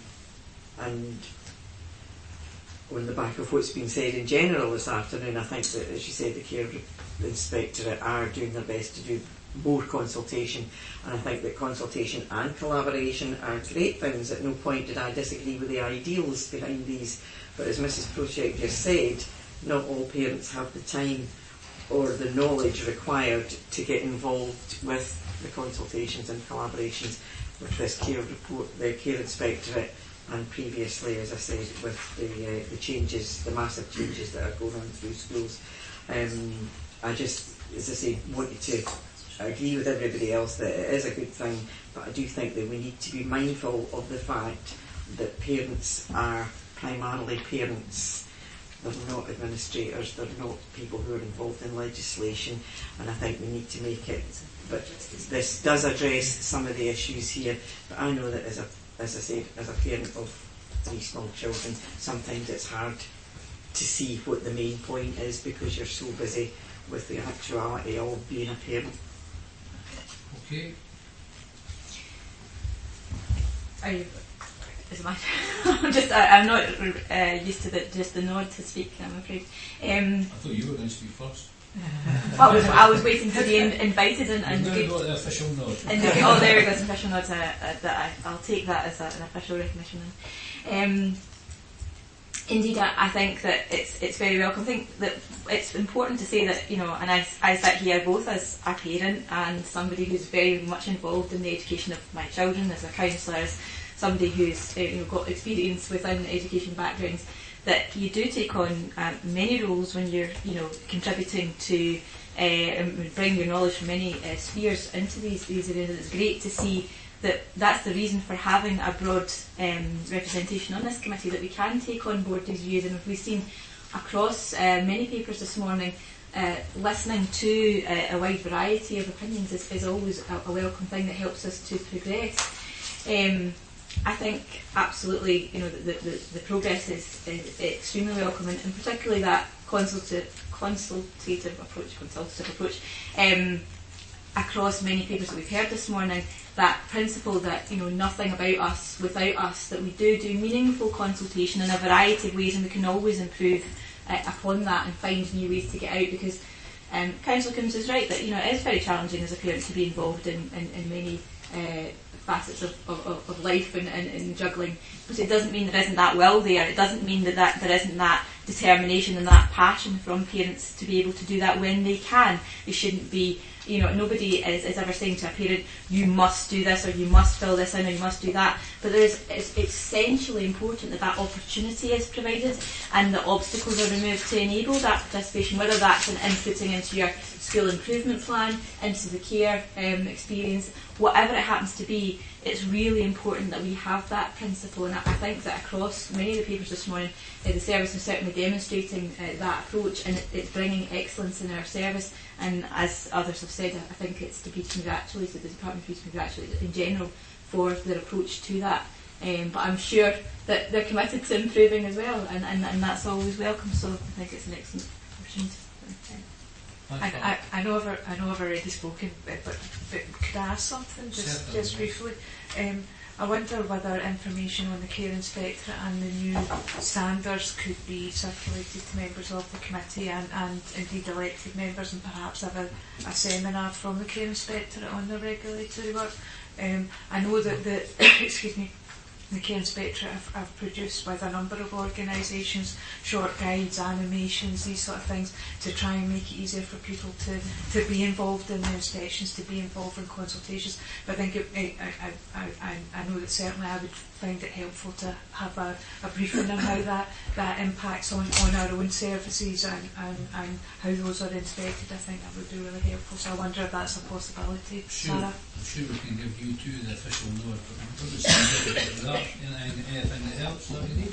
Yeah, absolutely. I think there are a lot of changes happening across the care inspectorate, so I think very soon we'll be in a good position to hear more about the models around joint inspection and about the new standards. So yes. Okay. Yep. Good idea. Can we now move on to? Is there Can anything I? else? Yes, convener. Can I just, on the back of that, say that we have the Parents Association. There's a training ongoing. Is it this month? Next month? On next week. Next week on the online protection for parents. So that's something that we possibly could look at for the future, for that forum as well. Yeah, very important. Okay, can we agree that? Fine, thanks. Item 13, Gary Greenhorn. Thanks very much, Convener. Is Neil Mackay redundant? He's now, he can now sit back. Okay, by way of introduction first, for those of you who maybe don't know it, it's not Mark Meakin sitting beside me this morning, it's actually Michelle Brown. Mark's on holiday, but Michelle's one part of our small senior leadership team within CLD, and she'll be contributing to the report before the executive today. Purpose of the report laid out in section 1 is really to bring the 3-year action plan to the Education Exec on behalf of the CLD partners. It really comes under the umbrella of the Falkirk Community Planning Partnership Group. The way of just quick background, there's about 30 organisations that are part of that partnership umbrella group. So the report today is on behalf, is a very much a partnership approach to it. And some of the challenges that we've had in trying to get 30 organisations on the table, I'd like to tell you that. But certainly, very pleased to bring it, and it's a very, very positive report, and it echoes the positive sentiments that each of the partner groups and organisations want to contribute to the Falkirk area in terms of CLD. There's 2 recommendations before the executive today, outlined in section 2, really just to agree the plan, and probably we've also got a statutory obligation to publish the plan by the 7th of September. And also to agree that an annual update plan, which will probably detail progress of the impacts of it, and probably more importantly, looking at the outcomes that are associated with the plan. The outcomes will be developed with the Falkirk Community Planners Group and its organisation as we go through the coming months ahead. The way of background in section 3, like everything's always statutory underpinning here, the Community Learning Development Scotland regulations in 2013 placed 2 essential obligations on the Council. One, to ensure that we assess the need for CLD in the area across all the partnership organisations, And the second one, which is why we're here, is to publish the actual 3-year report. The Scottish Government also in 2017 published revised guidance on it to support the local authorities and all the partnership organisations look at the broad breadth of the requirements and to target and prioritise the action plans in terms of their own action plans. Section 3.3 looks at some of the 3 key aims of it, very much focused on partnership approaches and working. Lots of linkages with the community, lots of linkages with the learning and partnerships and organisations. In section 3.4, and probably very topical this morning, it's also important that when we do it, CLD doesn't operate in isolation. We've got to work in collaboration and in liaison with other services, other parts of the council. And we look at the policies that we're linking it to which had contributed to a significant amount of time this morning: the Scottish Attainment Challenge and the National Improvement Framework. Notwithstanding that, we're also required to take on board quite significant work around the Community Empowerment Scotland Act that's come in. So there's 3 different areas that will contribute to the outcomes and the impact of the plan that's before the Executive today. And each of these will support the Falkirk Community Plan and Partnership to look at what outcomes they can attach to the plan, and that work will be going on once the plan's agreed. We have passed it across to Michelle to look at really to take you through at a ground level some of the considerations that have happened in the preparation and the background to this plan today. Thanks for that, Gary. Good morning. I'd like to take you through the considerations for the CLD Action Plan for 2018-2021. What was really important when we were looking at a partnership approach to addressing inequalities is that we had a shared understanding of the purpose of CLD, and all partners are in agreement that the purpose of CLD is about building individual core skills and to support our communities so that they can begin to address these inequalities within their communities. If I can take you to 4.2, I'd like to spend some time looking at the Education Scotland Inspection Report of CLD. It's a very positive follow-up inspection in June 2018, and they reported that the significant improvements in the way that CLD provision across the Falkirk area with all its partners is now coordinated, managed and delivered, and they're confident that this will lead to significant improvements as we move forward. Examples of the improvements have been the way partners have worked and planned together, particularly around the gathering, sharing and analysis of data, and that lets us better inform our target setting for priority groups and communities.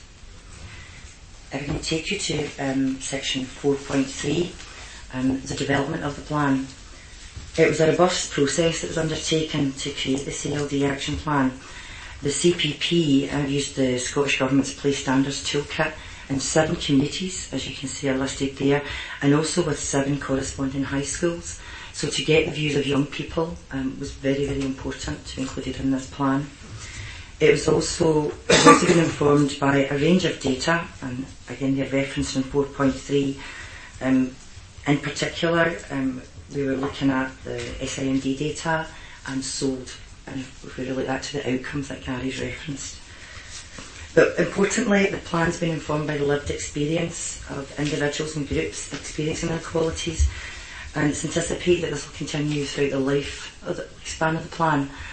Hearing the voices of people who are in situations, most challenging situations, is vital.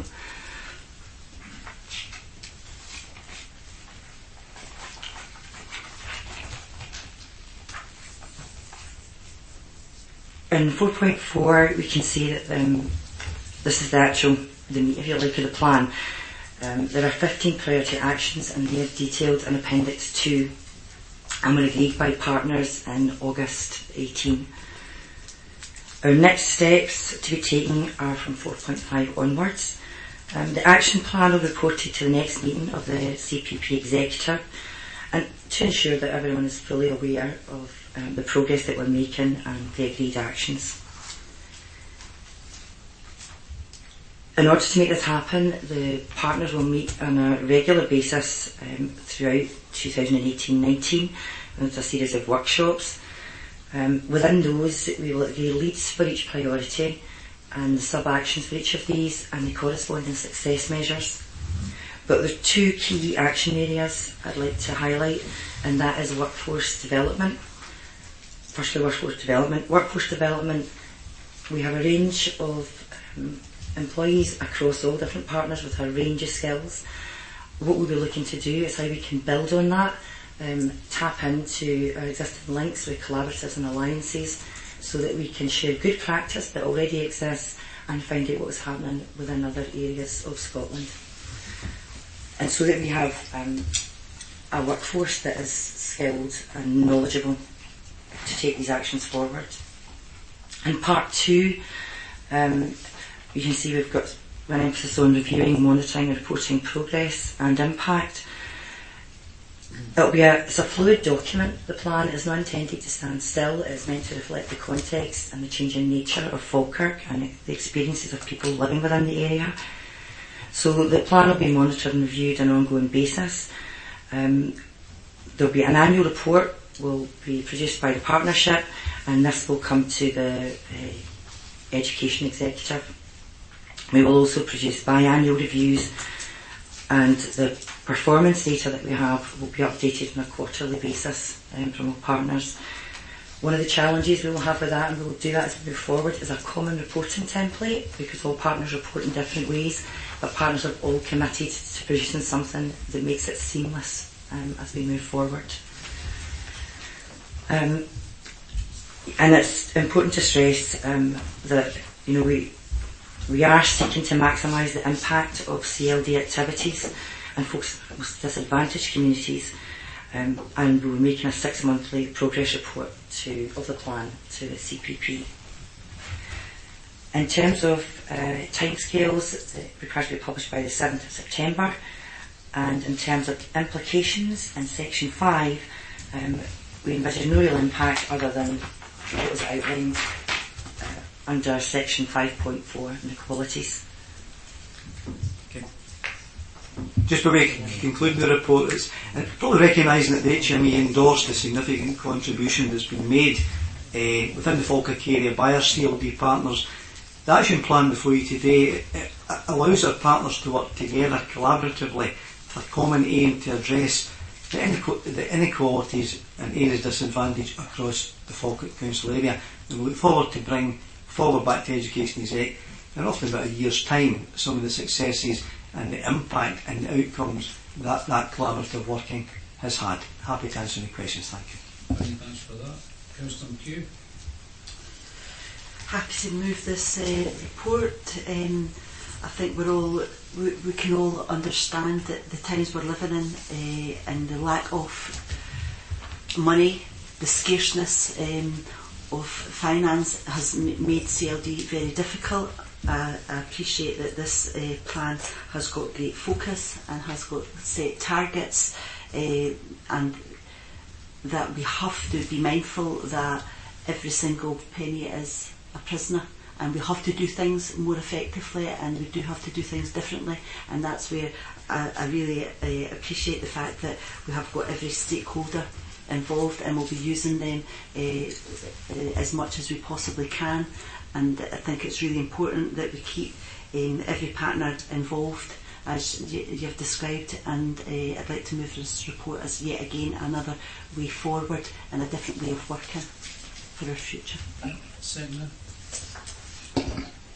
Happy to second. I think the action plan fulfils everything we've asked it to do, and particularly around the key objectives of the council, tackling particularly inequalities, raising attainment. It talks very much around the partnership and the collaboration and the benefits of that. It's dynamic, and that's one thing that it has to be because of the period of the plan. It has to be able to take on board changes within the council, changes within partners, changes within government. But the key direction is being taken forward. I think that CLD have over the last few years had a kind of tough time of it. They've been up and down and all over the place. I think that this is a very clear and directional plan. It shows what has to be delivered through statute, but what the council wants to see delivered is the added value, and particularly around employability, and as a result of that, it improves the well-being within communities in general. So I think that the plan's to be commended. The fact that you've got all partners on board is an achievement, and even more so getting them all to report in a collegiate way, and I hope that that's something that we reflect at community planning partnership, and I think it's coming forward again on Thursday, and I think getting their buy-in to that has been tremendous, and it shows that how in working in partnership we can deliver an awful more than if we work individually.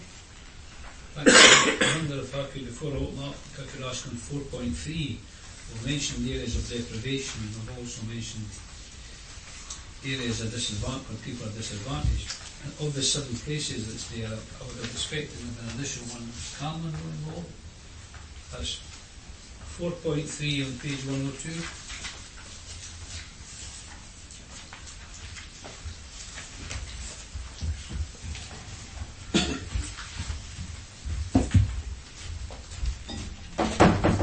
The reason this was developed was that it was prioritised against the east and west localities. There's other action plans that would go on in terms of the central locality plans.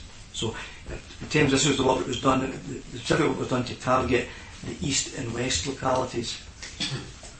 We'd looked previously before at some of the areas that are disadvantaged within the Camelon area as part of the look at the central one, and indeed Camelon and some of the other central areas were looked at in terms of by HMIE in terms of how we were progressing the previous inspection that the CLD did in that area. Well, you can't deny that there's an area deprivation. I can get it full answer. I'll write to you with the full answer now. That's not a problem. Right. Okay. I'll wait that with bated breath. Right. Anyone else? Just, Convener, probably Gary answered the question I wanted. With 9 high schools and Falkirk High's the only one that's no the people's one involved in it. And that's probably, you've answered the question. Anyone else? If not, then can we accept the report? Great. Thanks for that. Now, item 14, more for Mr. Greenhorn.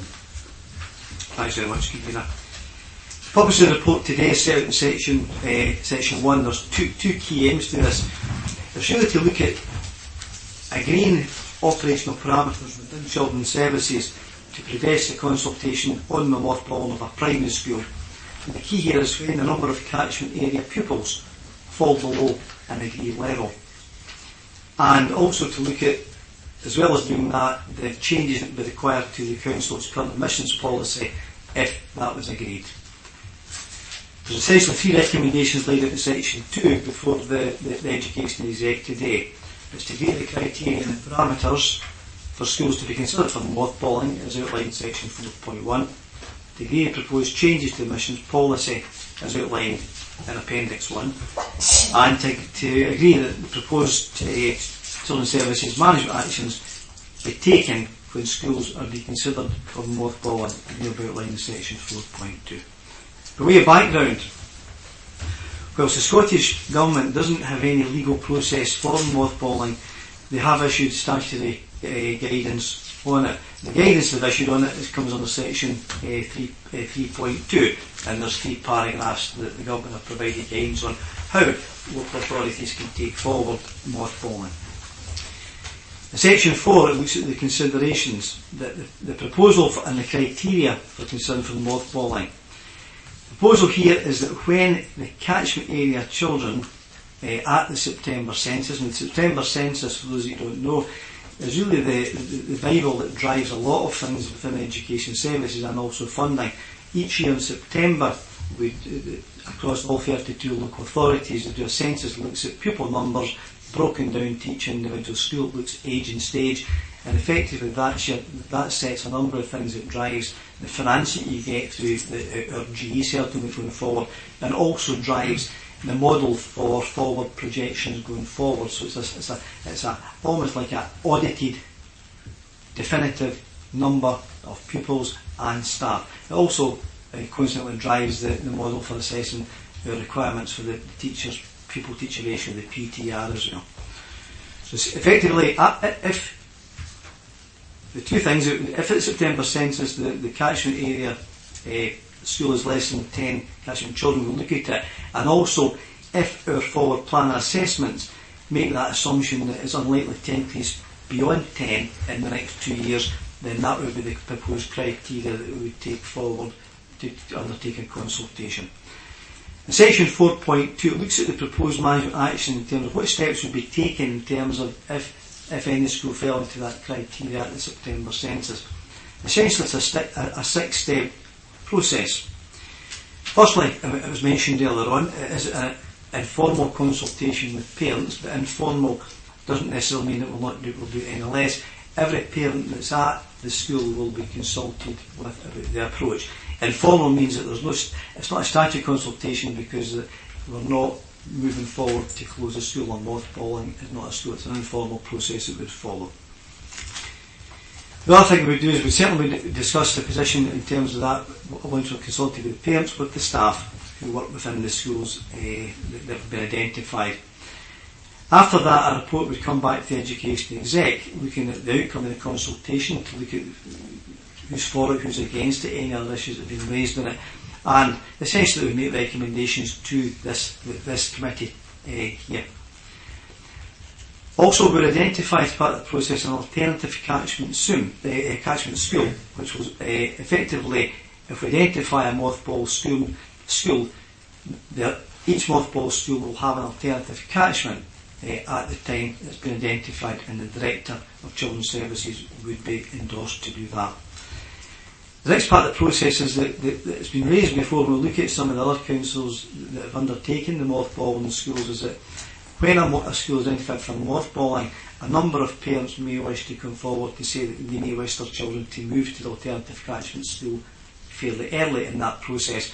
And one of the things that when you look at it that's denied that has probably been the right to free home to school travel.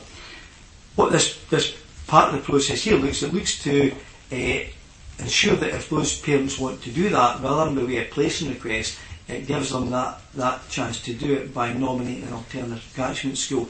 Thereby the transport policy will still apply in terms of distance entitlement from home to school. So those parents that we wish to move their children ahead of it can do so in the knowledge that they will still qualify for free travel if they make distance entitlement. I think that's quite important, because looking at some of the other history that's happened with councils that have been doing it, that's one of the key things that's been raised when they've been undertaking their consultation. That's the 5 things we would do immediately. In the future is the 6th one, that the Director of Children's Services would prepare a report that take forward the future options around any school that's been identified for it. In terms of the question about mothballing the schools, how will we maintain a mothball school? The intention is that we maintain a mothballed school in a wind and watertight basis, pending any future outcome on that individual school. The proposed changes to emissions policy are shown in Appendix 1 in terms of the nomination of the alternative catchment school. Quite a small change to emissions policy, unlike some of the things that we've considered and agreed in the past. In terms of section 4.5, I'm going to hand you across to my colleague, Mr Mackay again. And this is the area, there's 6 key points here around where there's been educational concerns raised where primary schools have very small roles, and he'll talk you through these concerns. Thanks, Kadina. 4.5 obviously highlights the 6 areas that Gary referenced in terms of small schools and the impact that they have. Within Falkirk Council, that small school will be a single class with multi-stream, so you could have children from the age of primary 1 right through to primary 7 contained within that one educationally setting. Therefore, a number of issues do arise in relation to the kind of relationships that can form for those individual children. Point 1 highlights the fact that obviously attendance, any one child absent from the class will have a quite significant impact on the profile of that class, because it could be that will be the only stage peer for an individual child within that particular class setting. There is also a lack of diversity in terms of actually the ability of the children and young people to form a range of relationships with peers of a similar age and experience within that particular educational settings, and that again restricts the number of learning opportunities that can arise from the class teacher's perspective and also from the young person as a learner's point of view. There's a significant body of research actually has arisen at the understanding that actually children in those settings have a tendency to rapidly complete work. And although superficially that maybe seems to be a good thing, actually rushing through work then doesn't allow the time for the learning to embed, for the child to engage with other young people in discussing their learning and allow it to kind of permeate and become a more permanent feature for their life that is rapidly progressing through with very superficial understanding. The range of activities that can be offered, again, with the age and stage of the child can be very complex, and in terms of actually allowing young people to play in an age-appropriate way can be very challenging. Games, sports in particular, really are restricted now. I know a number of our schools will naturally try to mitigate against that by other clubs and other settings across the community, but on a day-to-day basis that does prove quite challenging. There is also a significant body of research about the raised anxiety within those settings, given the fact that there are limited opportunities to engage with peer groups, and if there are any fractures with those relationships, then it's very difficult for that then not to have an impact on the whole day, because there's not another natural peer group for that young person to engage with. Because in a larger school setting, they've got a range of young people of a similar age and profile that they can have a range of different friendship groups that they can interact with on a day-to-day basis. And again, there's the research from the London University, the University of London Institute of Education, again contradicts the kind of belief that the small setting will raise expectations and raise attainment, and actually has a kind of detrimental impact on the learning experience of those young people for the factors I've outlined previously. So really from an educational point of view, I would be guarding against this kind of small setting as a long-term option for some people, and if it does fall below 10, then I think that does raise some quite significant challenges for the class practitioner and teacher there, but more importantly for the learning experience of the children and young people in that particular setting. Gary, I'll hand back to you. Thanks very much, David. Section 5 looks at the consultation. We mentioned earlier on the consultation with parents, staff and pupils. In addition to that, we would also be consulting with the Service Partnerships Forum, which for those that don't know it looks at its engagement with all the trade union associations that fall within children's services. And also, we would be also discussing it with the LNCT, which is the Local Negotiating Committee for Teachers. Those are the two bodies that we would normally keep up to date and consult with when we're doing things like this, or considering them. Section 6 looks at the implications. The financial and resource implications are outlined in section 6.1. For those of you who don't know, the schools per capita is driven by a head count in schools, so any children moving to another school, resources would follow that child also. Looking at the 6.2, it looks at the legal bit. I said earlier on, a statutory consultation is not required when a school has been considered for mothballing. It would be required if the consultation was for closure, but not mothballing. It also mentions, quite importantly, that when, and we have this in education in schools quite a lot, when roles fall and staff are deemed to be surplus, they're transferred into other roles. So out of this proposal, there would be no job losses. Staff would be transferred around if they're surplus in any school to other establishments. In terms of section 6.5, an equality and poverty impact assessment has already been carried out for this, and it's identified that there was a low risk to the protected characteristic groups identified in the EPIA. In section 6.6, in terms of the sustainable environmental impact, what we're saying is that any school would be maintained in a reasonable condition on a wind and water take basis if it was being considered for mothballing. In terms of the section 7, it sets out some of the conclusions. Again, as David mentioned on it, the report highlights quite clearly the challenges in terms of the educational curricula and the socio-developmental needs of children that any school has with experiencing low roles. And also demonstrates that if mothballing schools can increase efficiency, that can lead to better outcomes in terms of the educational and curricular learning experiences, then that is obviously beneficial. Moreover, I think it's very important that Children's Services demonstrate a proactive stance here, and they adopt a best value rationale that looks at how efficient the school estate is and the effectiveness of schools, and especially when schools have low roll numbers, it's important that we ask ourselves that pertinent question in terms of best value, which is why the paper has been brought forward today. Thank you. Thanks for that. Kirsten, over to you. Happy to move this report and to really to highlight this is about our children's education and us offering the best education to every single child in our community.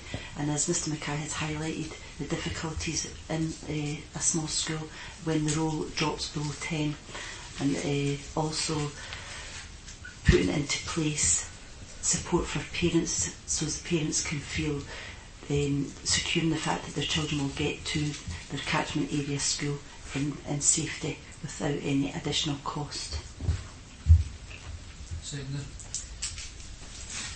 Happy to second, Convener, that this is about a consultation. It's about a consultation on a principle that allows an effective management of the service. But as my colleague has said, the principle around this is about the education of our children and making sure that everybody has access to the same opportunities.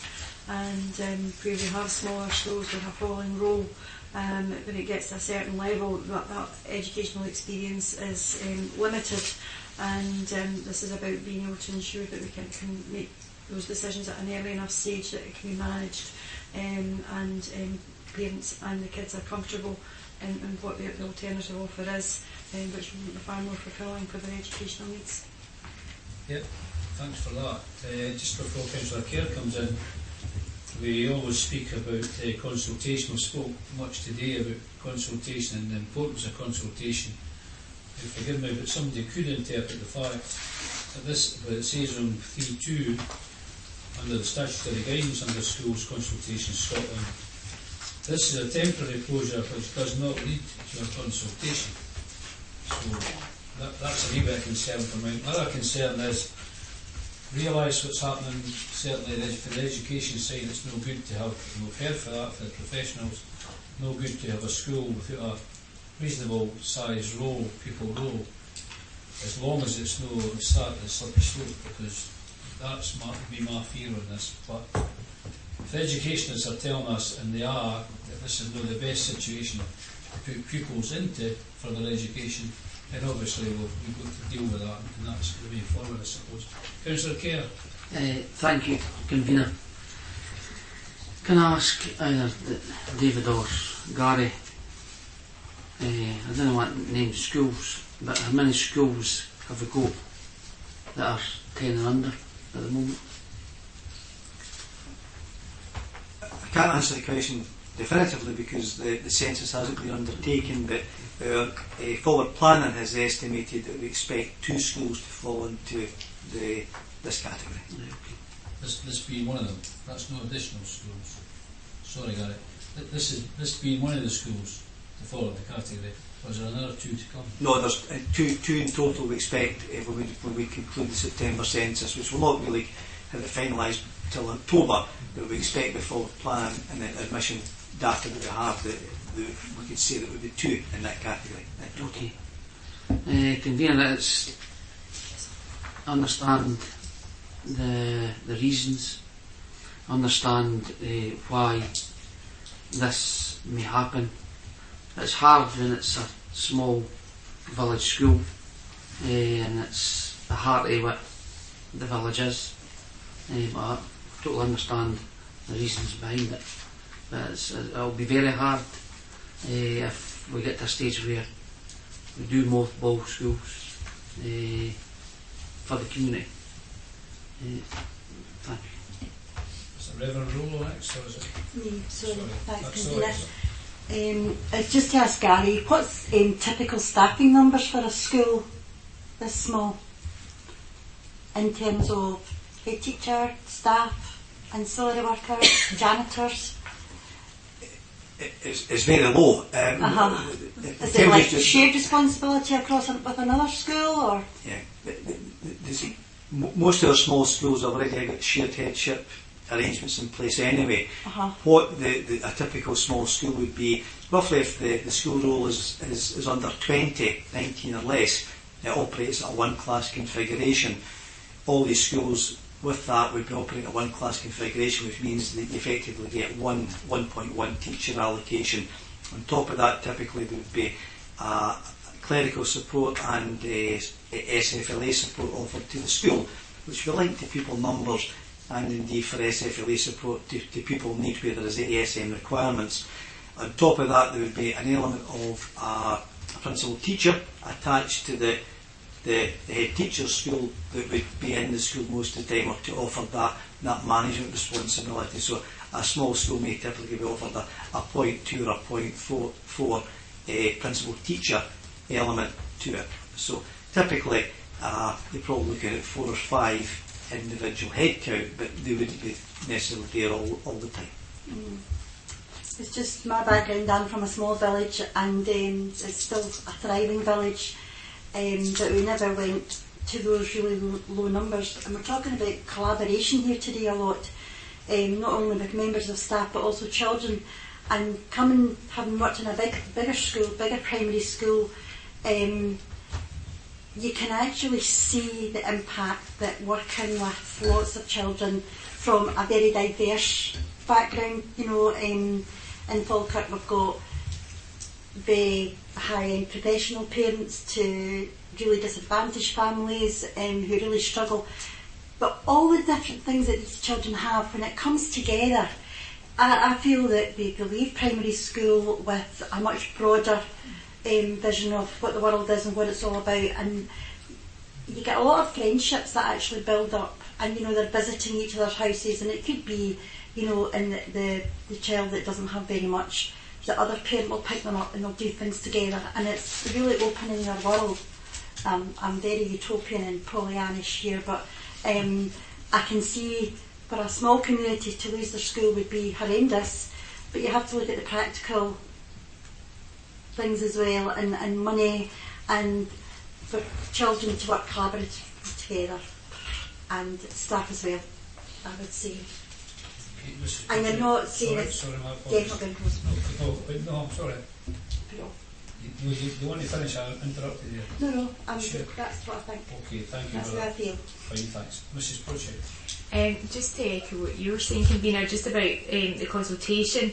So am I right in thinking from what it's saying is that we don't have to consult, but we will consult? Yes. Yeah, is that... I kind of got a wee bit confused. The convener's absolutely right. 3.2 makes reference to consultation under the 2010 Act. That refers to a statutory consultation around closure of a school. There's only guidance for mothballing of a school, so we would undertake an informal consultation, but nonetheless it would be done as thoroughly as we normally do consultations. For those who run education, we don't diminish the need to do consultation. We do it very effectively, very thoroughly. So an informal consultation we'll take, and that report would come back in full to be discussed here. Yeah, thank you, because I know we were talking about the demands on parents, but the closure of a school, I'm pretty sure everyone would want to be involved with that, so thank you. Sorry, we just highlight that it's not a closure, it's an off-closure. Sorry, Councillor Alexander was first, and then Councillor. The convener, the consultation process, my recollection was that the 2010 legislation on closure, school closures, particularly rural school closures, made it very, very, very, very difficult for local authorities to close rural schools. So I mean, we have the backup of the 2010 legislation. The issue of consultation, we do propose to hold it being informal, but because it's simply not within the legislation. Legislation only covers the issue of closure. That gives us comfort as well, because the assurance that's been given is that all parents will be involved in this particular process, and that has to be a good thing. Again, the issue of the usage of the school within the village context is something that will be looked at by the department. And again, with that assurance. There can't be, I mean, there's some schools which are by nature very small intake, just because of their location. It can't be good for a school pupil in a composite class from age 4 to 7, which is potential for these schools. And when you talk to parents, the one aspect that they don't like is composite education, and understandably so. So I'm comforted by the assurances that's contained within the legislation, and also the assurances that are contained within this document. It's a very difficult issue, and we appreciate that, but education, at the end of the day, it's education that has to come first. Other issues, there's no issue of cash at the moment. But we do have a responsibility to get best value for all our services. The issue is very much about education, and that should always be the driver in these things. Just before Councillor Murton, and just in response to that, I don't think it's necessarily a bad thing to make it difficult to close a school. I mean, I must be honest about that. I think there has to be the tightest constraints on that, always bearing in mind the point, we will agree on the point, that if it's no good for a child's education, then that's a real concern. But I don't think it's a bad thing to make it difficult. No, Councillor, the legislation. Yeah, I'll take the point. Councillor Murta. Thank you, Convener, and I think it's really important to reiterate that point, both that this is about a mothballing process and not about closures, and also that we are consulting when the need is in statute not there, but we, as good practice, wish to do so. And that in opening, the portfolio holder highlighted that this is about the educational attainment or educational experience of our children. I know that from my own experience with my own children that when they come home, trying to get the information out of them of what they did in lessons, very, very difficult. But most of the discussion is about the relationships, the things which happened at school, the things which happened in the classroom.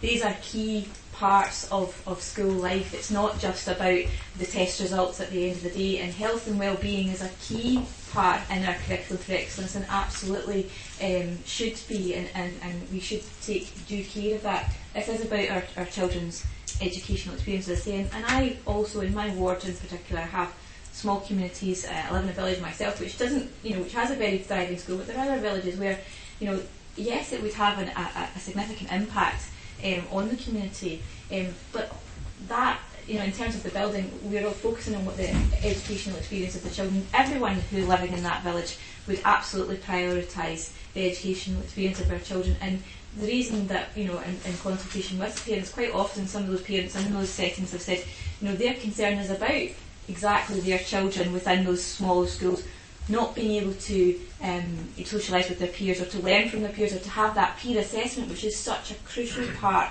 now in our education process, where we do peer assess learning, where we learn from each other, where we do that collaboration.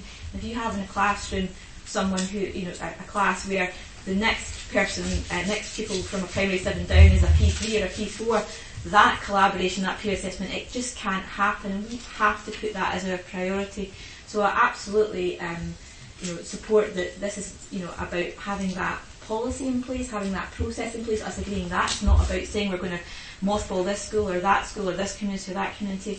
I think it's key that we put forward our absolute commitment to doing the best process for all of our communities and for our children, and I think it's very well laid out in terms of what the educational reasons for that have been spoken about by Mr Mackay. So I think it's also important, though, that when we talk about slippery slopes, and I think this is something which all children learn at school in terms of when they're addressing something on a paper, you look at what's before you, you look at the issues before you, you don't start addressing other theoretical possibilities that aren't in fact what is contained. You focus on what is there. There's no closures proposed here. It's about consultation, and I think that that's very clear from the paper, and it's very well laid out. Councillor Coombs. Thanks, Convener. It is an excellent report and everything has been laid before us, and I do appreciate, and I was really interested to read the perception of people that a smaller class gives a better attainment, and obviously that isn't always the case, for the reasons that have been reiterated around the table regarding the peer interactions and the other issues. And I do think that obviously, I think to state that education of the children is important is kind of like really stating the obvious here. It's paramount in everybody's mind. One of the questions that I had, but Gary's already answered it, was about travel. Obviously, when there are small village schools, they are, by the nature of the beast, out with and will need travel to get them. So changing the boundaries for the catchment schools obviously helps that. I think, however, to say that the cash and the limited resources that we're working within is also a consideration here. Secondary, I hope, to the education of the children. However, we're all aware of the budget constraints that we're under, and I'm certainly aware that over the past 5 years when we were in administration, there was great debate about the closure of schools. Now, I know that the 2010 legislation states that you can't close schools and there has to be all these hoops jumped through, and that's absolutely fair and right that that is the case. But I think it has to be in there as part of the mix. And I was also interested that Mrs. Prochek was picked up that it's not a closure, and the only last comment that I've got to make is, when is a closure not a closure? When it's a temporary closure. Anyone else? When you go? Just to pick up on a couple of the points, what is being proposed is that in the situations described that the school would be mothballed. That means that means that the children would attend school elsewhere, if those consulted were agreeable to that proposition. And a report would come back here to say, we've consulted with those involved, and the conclusion is that the children will be educated elsewhere, so the school, as a school, will be mothballed. But to pick up on something that Councillor Kerr said, there would also at that point need to be a discussion and a decision made about whether or not that facility was effectively shut down and maintained only on the wind and watertight basis. But it may be that as part of that consultation, the building needed to be made available for other purposes other than schooling. So what we're debating here today is the principle around providing a good quality education for children who may at the current situation not be receiving it because they're in such small groups. And what the paper is asking is to agree a process by which we would engage with the families involved where the roll is less than 10, and then bring a report back here. So let's come back in here. So when everybody's been consulted, so if the 10 sets of parents from the 10 or under pupils, if they all say no, I want my child to continue to go to this small village school, you tell me that school will stay open? No, I come back here with a report to tell you that that's what they said, and make a recommendation for you to decide what we do. Okay, thank you. So just again for clarity, so that's a valid point. You've been very fair on that. So it could be 2 families, or it could be 3 families, or it could be 10 families. So if they come along and say, look, we don't want to move as a teaching establishment, then that school would stay as it is. That would come back to us. So, and if they agree to move, that's fine. Then you'll probably still have to come back to us to tell us as well what you're going to do with the school. So the school could then just be retained as a community facility, for instance. Right, okay, so fine. Now, Councillor Kelly, you're stretching a wee bit. On you go.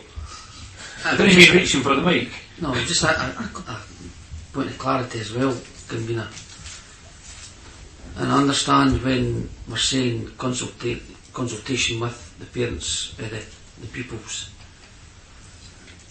Is that going far enough? Because what about the people? My daughter's just a small child, and if she wants to go to that school in the near future, she won't have a choice in that because the decision will be made. So are we only consulting with the people's parents who are at the school at the moment? I assume yes. It would include the parent council as well, if a parent council is at the school, which is what we normally do through an informal process. Freddie said that the devil's in the detail. We've got a motion, but I think it's important that we agree, we know what we're agreeing. At 2.1, we're asked to agree the criteria and the parameters for schools to be considered for mothballing, as outlined in section 4.1. Agree the proposed changes to the admissions policy in Appendix 1, and agree to the proposed children's services management actions to be taken when schools are being considered for mothballing, as outlined in 4.2. Is that agreed? Fine. Thanks for that. Next item is Early Line Expansion Plan. Thanks very much. Thanks very much, convener. We introduce as well Cam Thompson, our project lead on this project, is here, and I'm really pleased to bring this report to the Education Exec today. The purpose of the report laid out in section 1, 3 KMs here. Really, we were asked to provide an update on the expansion plans on a ward-by-ward basis. This looks at also providing an update where we are against our plans for year 1 and 2, and also provides a report on some of the other significant work streams that have been taken forward since we last came to the Education Exec. The recommendations are threefold before committee today.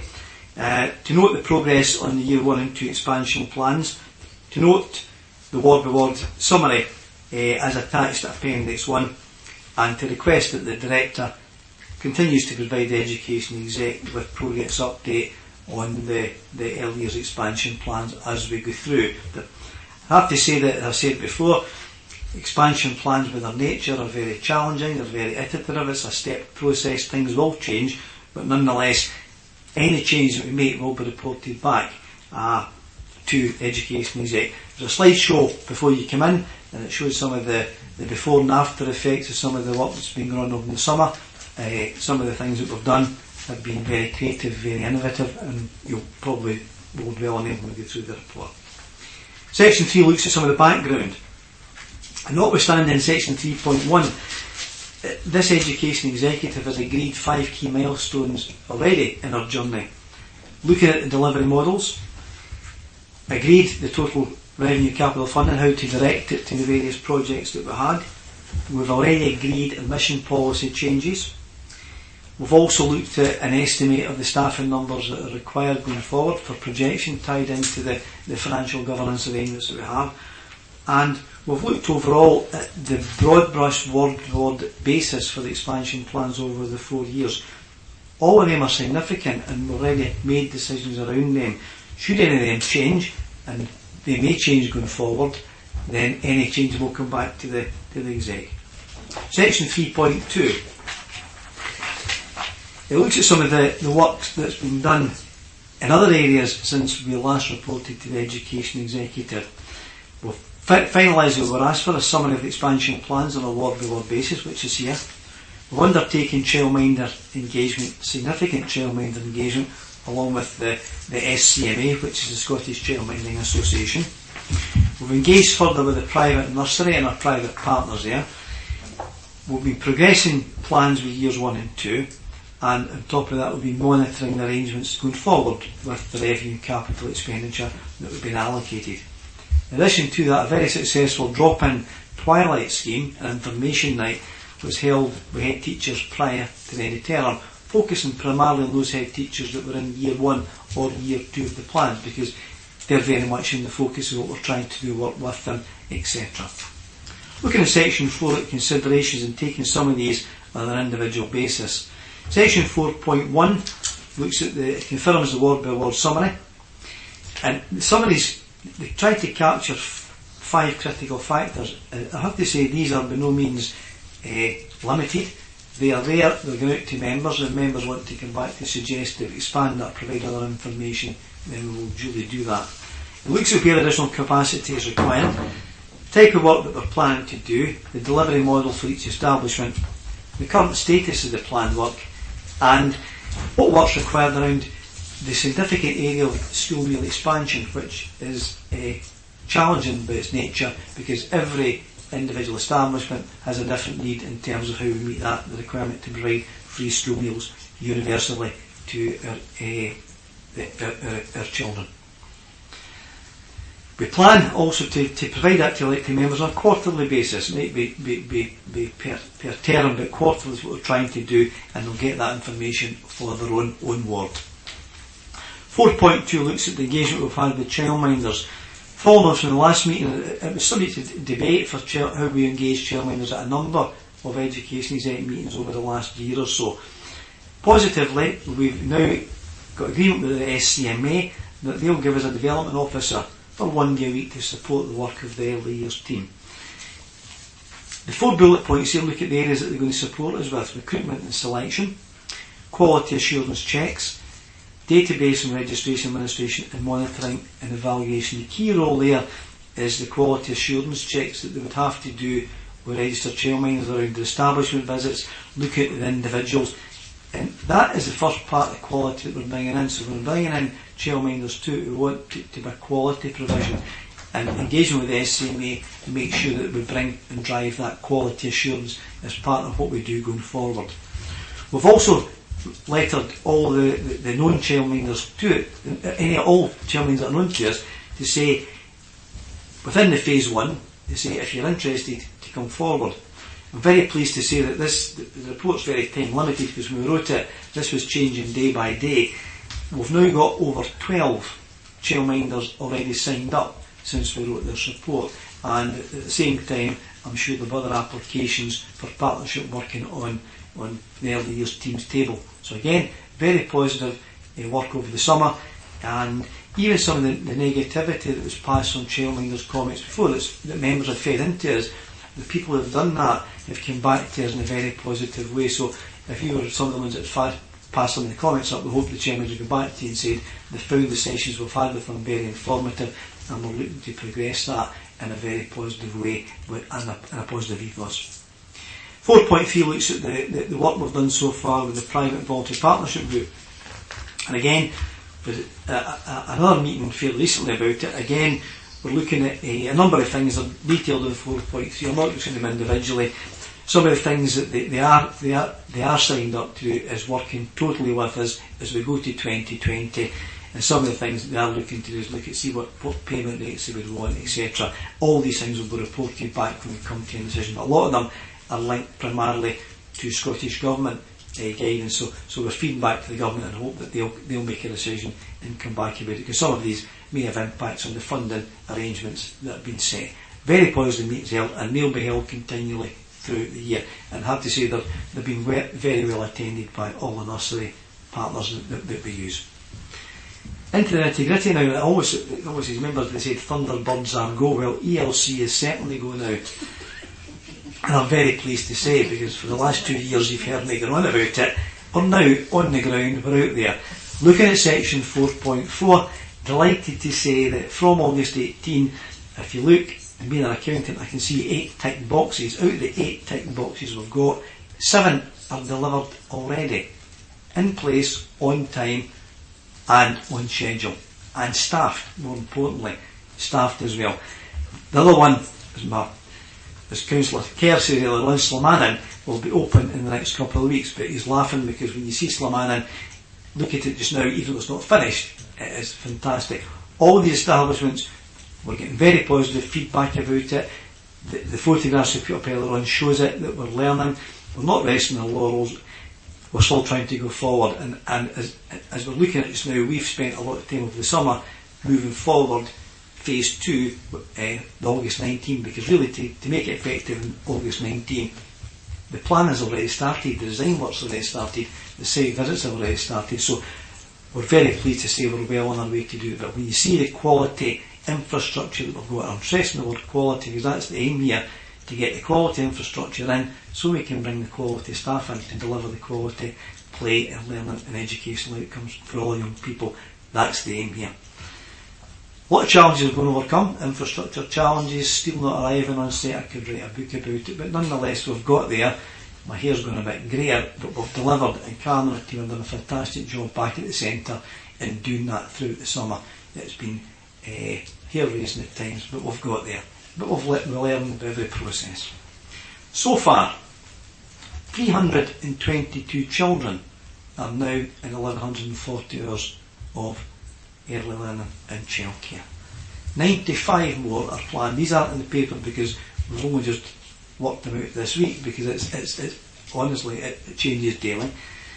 That is 8% of our target. For those of you who remember the significant reports we've brought, our target is 4,136. So we're 8% there. By the end of the year we'll be 10% there. The significant ones will come next year when we bring a lot more on stream. Over and above the 8 we've got there, we've also taken the opportunity to bring in 2 outdoor spaces. Not content with trying to do this, but Karen got 2 outdoor spaces delivered at Nethermains and Whitecross. That's enabled us to increase outdoor space capacity at both those establishments as well. So it's not just about looking at what's here in black and white, it's taking opportunities as they arise. If we can target areas of deprivation, to bring in infrastructure and make that investment in a school that they see betterment to. So Nethermains and Whitecross are already having outdoor space improvements made over the summer as well. Section 4.5. And again, our target here was that we plan to recruit, this was written, we plan to recruit 70. I can tell you the actual number was 66. So I apologise when I wrote it to be 4 out, but overall I think it shows the significant number of staff that's been taken on. The staff that's been taken on, a range of staff that are laid out in section 4.5. But all the establishments have been staffed up to speed and are working, and we've managed to get the staff on the ground thanks to a whole range of partnership approach. Again, just the very last bit of that section, it says modern apprentices. Again, a topical issue that's been raised here numerous times. A lot of the modern apprentices are coming to the end some of the training. We're looking to deploy a lot of modern apprentices across the centres from about October onwards. So when we bring the next report, we'll give you some quantitative information about that. But again, we'll probably about 40 modern apprentices if we can. We're looking to increase that where we can. Very positive, good vibes coming up from everyone who's contributing to it, and they'll start to be deployed from October onwards. Again, a very positive statement. Section 5 looks at the consultation. There's been significant consultation. Again, no consultation was mentioned earlier on. We've done a lot of consultation with everyone, all sorts of stakeholders on it. Section 5.2 looks at the key linkage to some of the key things. And again, we mentioned strategic property review is important.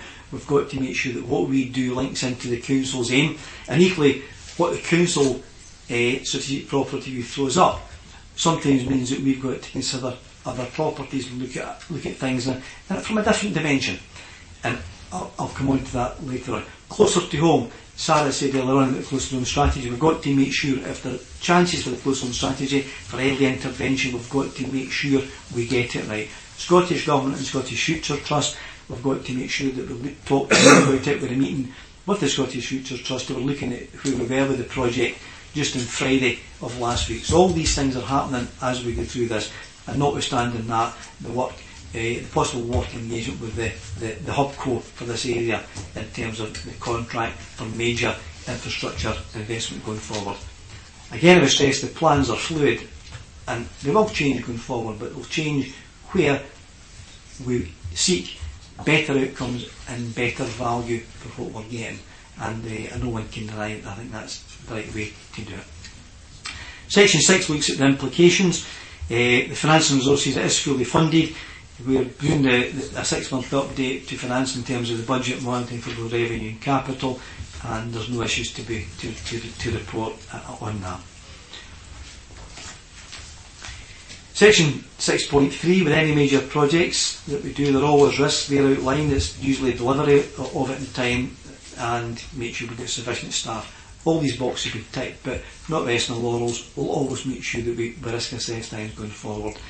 Again, in the quality aspect of it, deprivation rankings in terms of the free school meal entitlement we'll use for prioritising. We'll always try to use that where possible to go forward to where we get an opportunity to accelerate programmes. We'll always try to do it in the areas of most need first. In conclusion, we're now out there. We've now started the process. When you see the positive aspects in your local area, that will continue as we go on the next couple of years. It's exciting, it's innovative and it's creative, and sometimes it's hair-raising, but collectively and collaboratively we are where we are by hard work, and we'll continue to do that as we go through the process. Thank you. Thanks for that excellent report. Covered all the detail, I think. Councillor McHugh. I'm so happy to move this report. See how you are all feeling right now. This is how we children probably feel after a really exciting morning at nursery. but they're going home to their beds, possibly. You might be as well. Before I actually go on to the report, I want to thank Gary. I've been led to believe that Karen Grange actually has been shortlisted in the Education Building Scotland Awards for later in the year, and I want to show my appreciation and obviously our group's appreciation to Gary for all the work that went on at Karen Grange and the whole team behind that. And on that note, then obviously our early years expansion plan is in good hands. It's mind blowing, some of the stuff that's been going on, and it's exciting, and obviously things have been ironed out as we go along. It is fluid, that staff are on board, that Karen and the whole team are working extremely hard, and it's working, and it's fantastic for our families and our children in our area. Already Karen's telling me this morning that a dad had came to say that he's got an interview for a job because he now can rely on childcare, and he can now go out, and that is part of our plan as well, obviously, to allow parents to build up on their careers and their families. So it's just fantastic, and obviously from my end of things, you know, it's the best way forward for our youngest children. In partnership, as Gary says, with Sarah and children being looked after and accommodated, if we can help these children at the very youngest point in their development, then that will help in the long run immensely. So I'm so happy to be moving this and looking forward to the next hurdle. More than happy to second. I think there's been a tremendous effort by the staff. They've lived, worked and breathed early years expansion for about the last 18 months since the announcement from government. I think having your 9 projects on the ground for the start of the new term, considering some of the logistical difficulties and having to do it in that closed term period during the summer is an amazing accomplishment, and I think you should all be commended. I know that some of the feedback from the parents has been very positive. There's also those parents that we now have to manage their expectations because they aren't getting the same just yet as a phased programme. But I think it shows that it's the right thing to do. There is a demand out there. It's about our children's education again at an early stage, but the downstream impact of that, I think Adana's just shown, is enabling parents to become economically active and far more sustainable and around health and well-being. Also, one of the downstream is 66 new jobs. And I think that's something that has to be celebrated for our area, that we are creating that employment within an area that's growing, an area that people can look at, to go into, to work on, develop their skills and progress within, should they wish to do so. So this is very much a good news story. and I look forward to seeing the further phased plans coming on stream. I've not managed to get into Langley's nursery yet, but I hope to pay a visit very soon and to actually see that on the ground. And I know that the community are looking very fondly on it, so that's got to be a positive thing, that particularly for security in and around that area, as if they've become very protective of it. So I just want to give my thanks to the staff involved right across the service, who have worked very, very hard and are now delivering for us. Okay, thanks for that. Councillor Coombs. With an eye to time, convener, thanks very much. I don't want to repeat what everybody's been saying, but it is, I think it's an excellent programme and it's an excellent report. Childminders that I've spoken to have all, as you've said, come back with the positive comments that you've made, and I'm going to sum them up in response to your Thunderbirds. And for those of us that are old enough, and I'll just say this is FAB. Anyone else? I think we should all associate ourselves with the comments about Cardiff School. I think that's an excellent outcome, and hopefully they'll all win. I understand the announcement is going to be in November. So, having said that, I think that then closes the business. No, doesn't it? Doesn't it? No, I don't know what you think. I'm in a hurry. I don't. That's it, surplus. Okay, thanks again, Kevin. Just by way, just to add, I don't want to dwell on time, but one of the shortlisted projects is for Project of the Year, which is the prestigious award. So Carn Grange has been shortlisted for one of the most prestigious awards, Project of the Year. So keep your fingers crossed, we'll update you in November.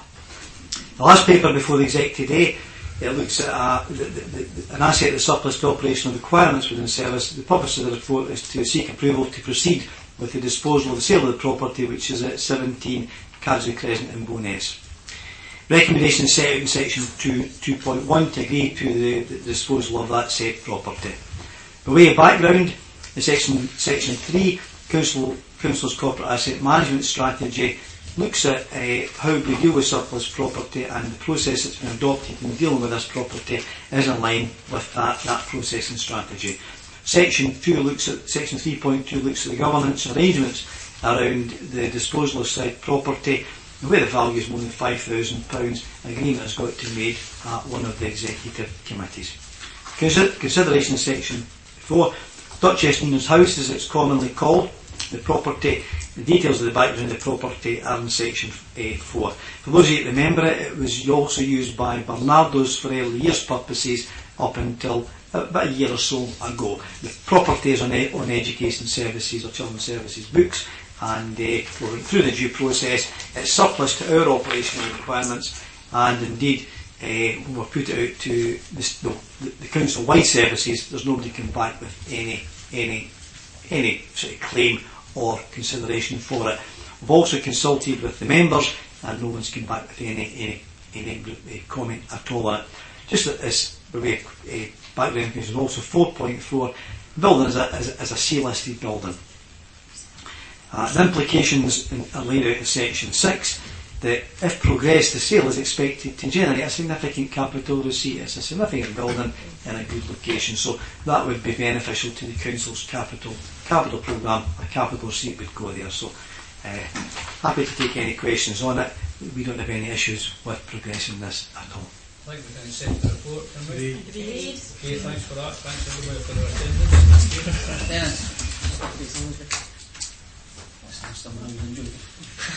sure they did enjoy it. I didn't want your position to be put in that position. You can maybe tell us the next time how you enjoyed it. Rather than put you right in at the end there. Okay, start billing. Thank you. It's not always that way.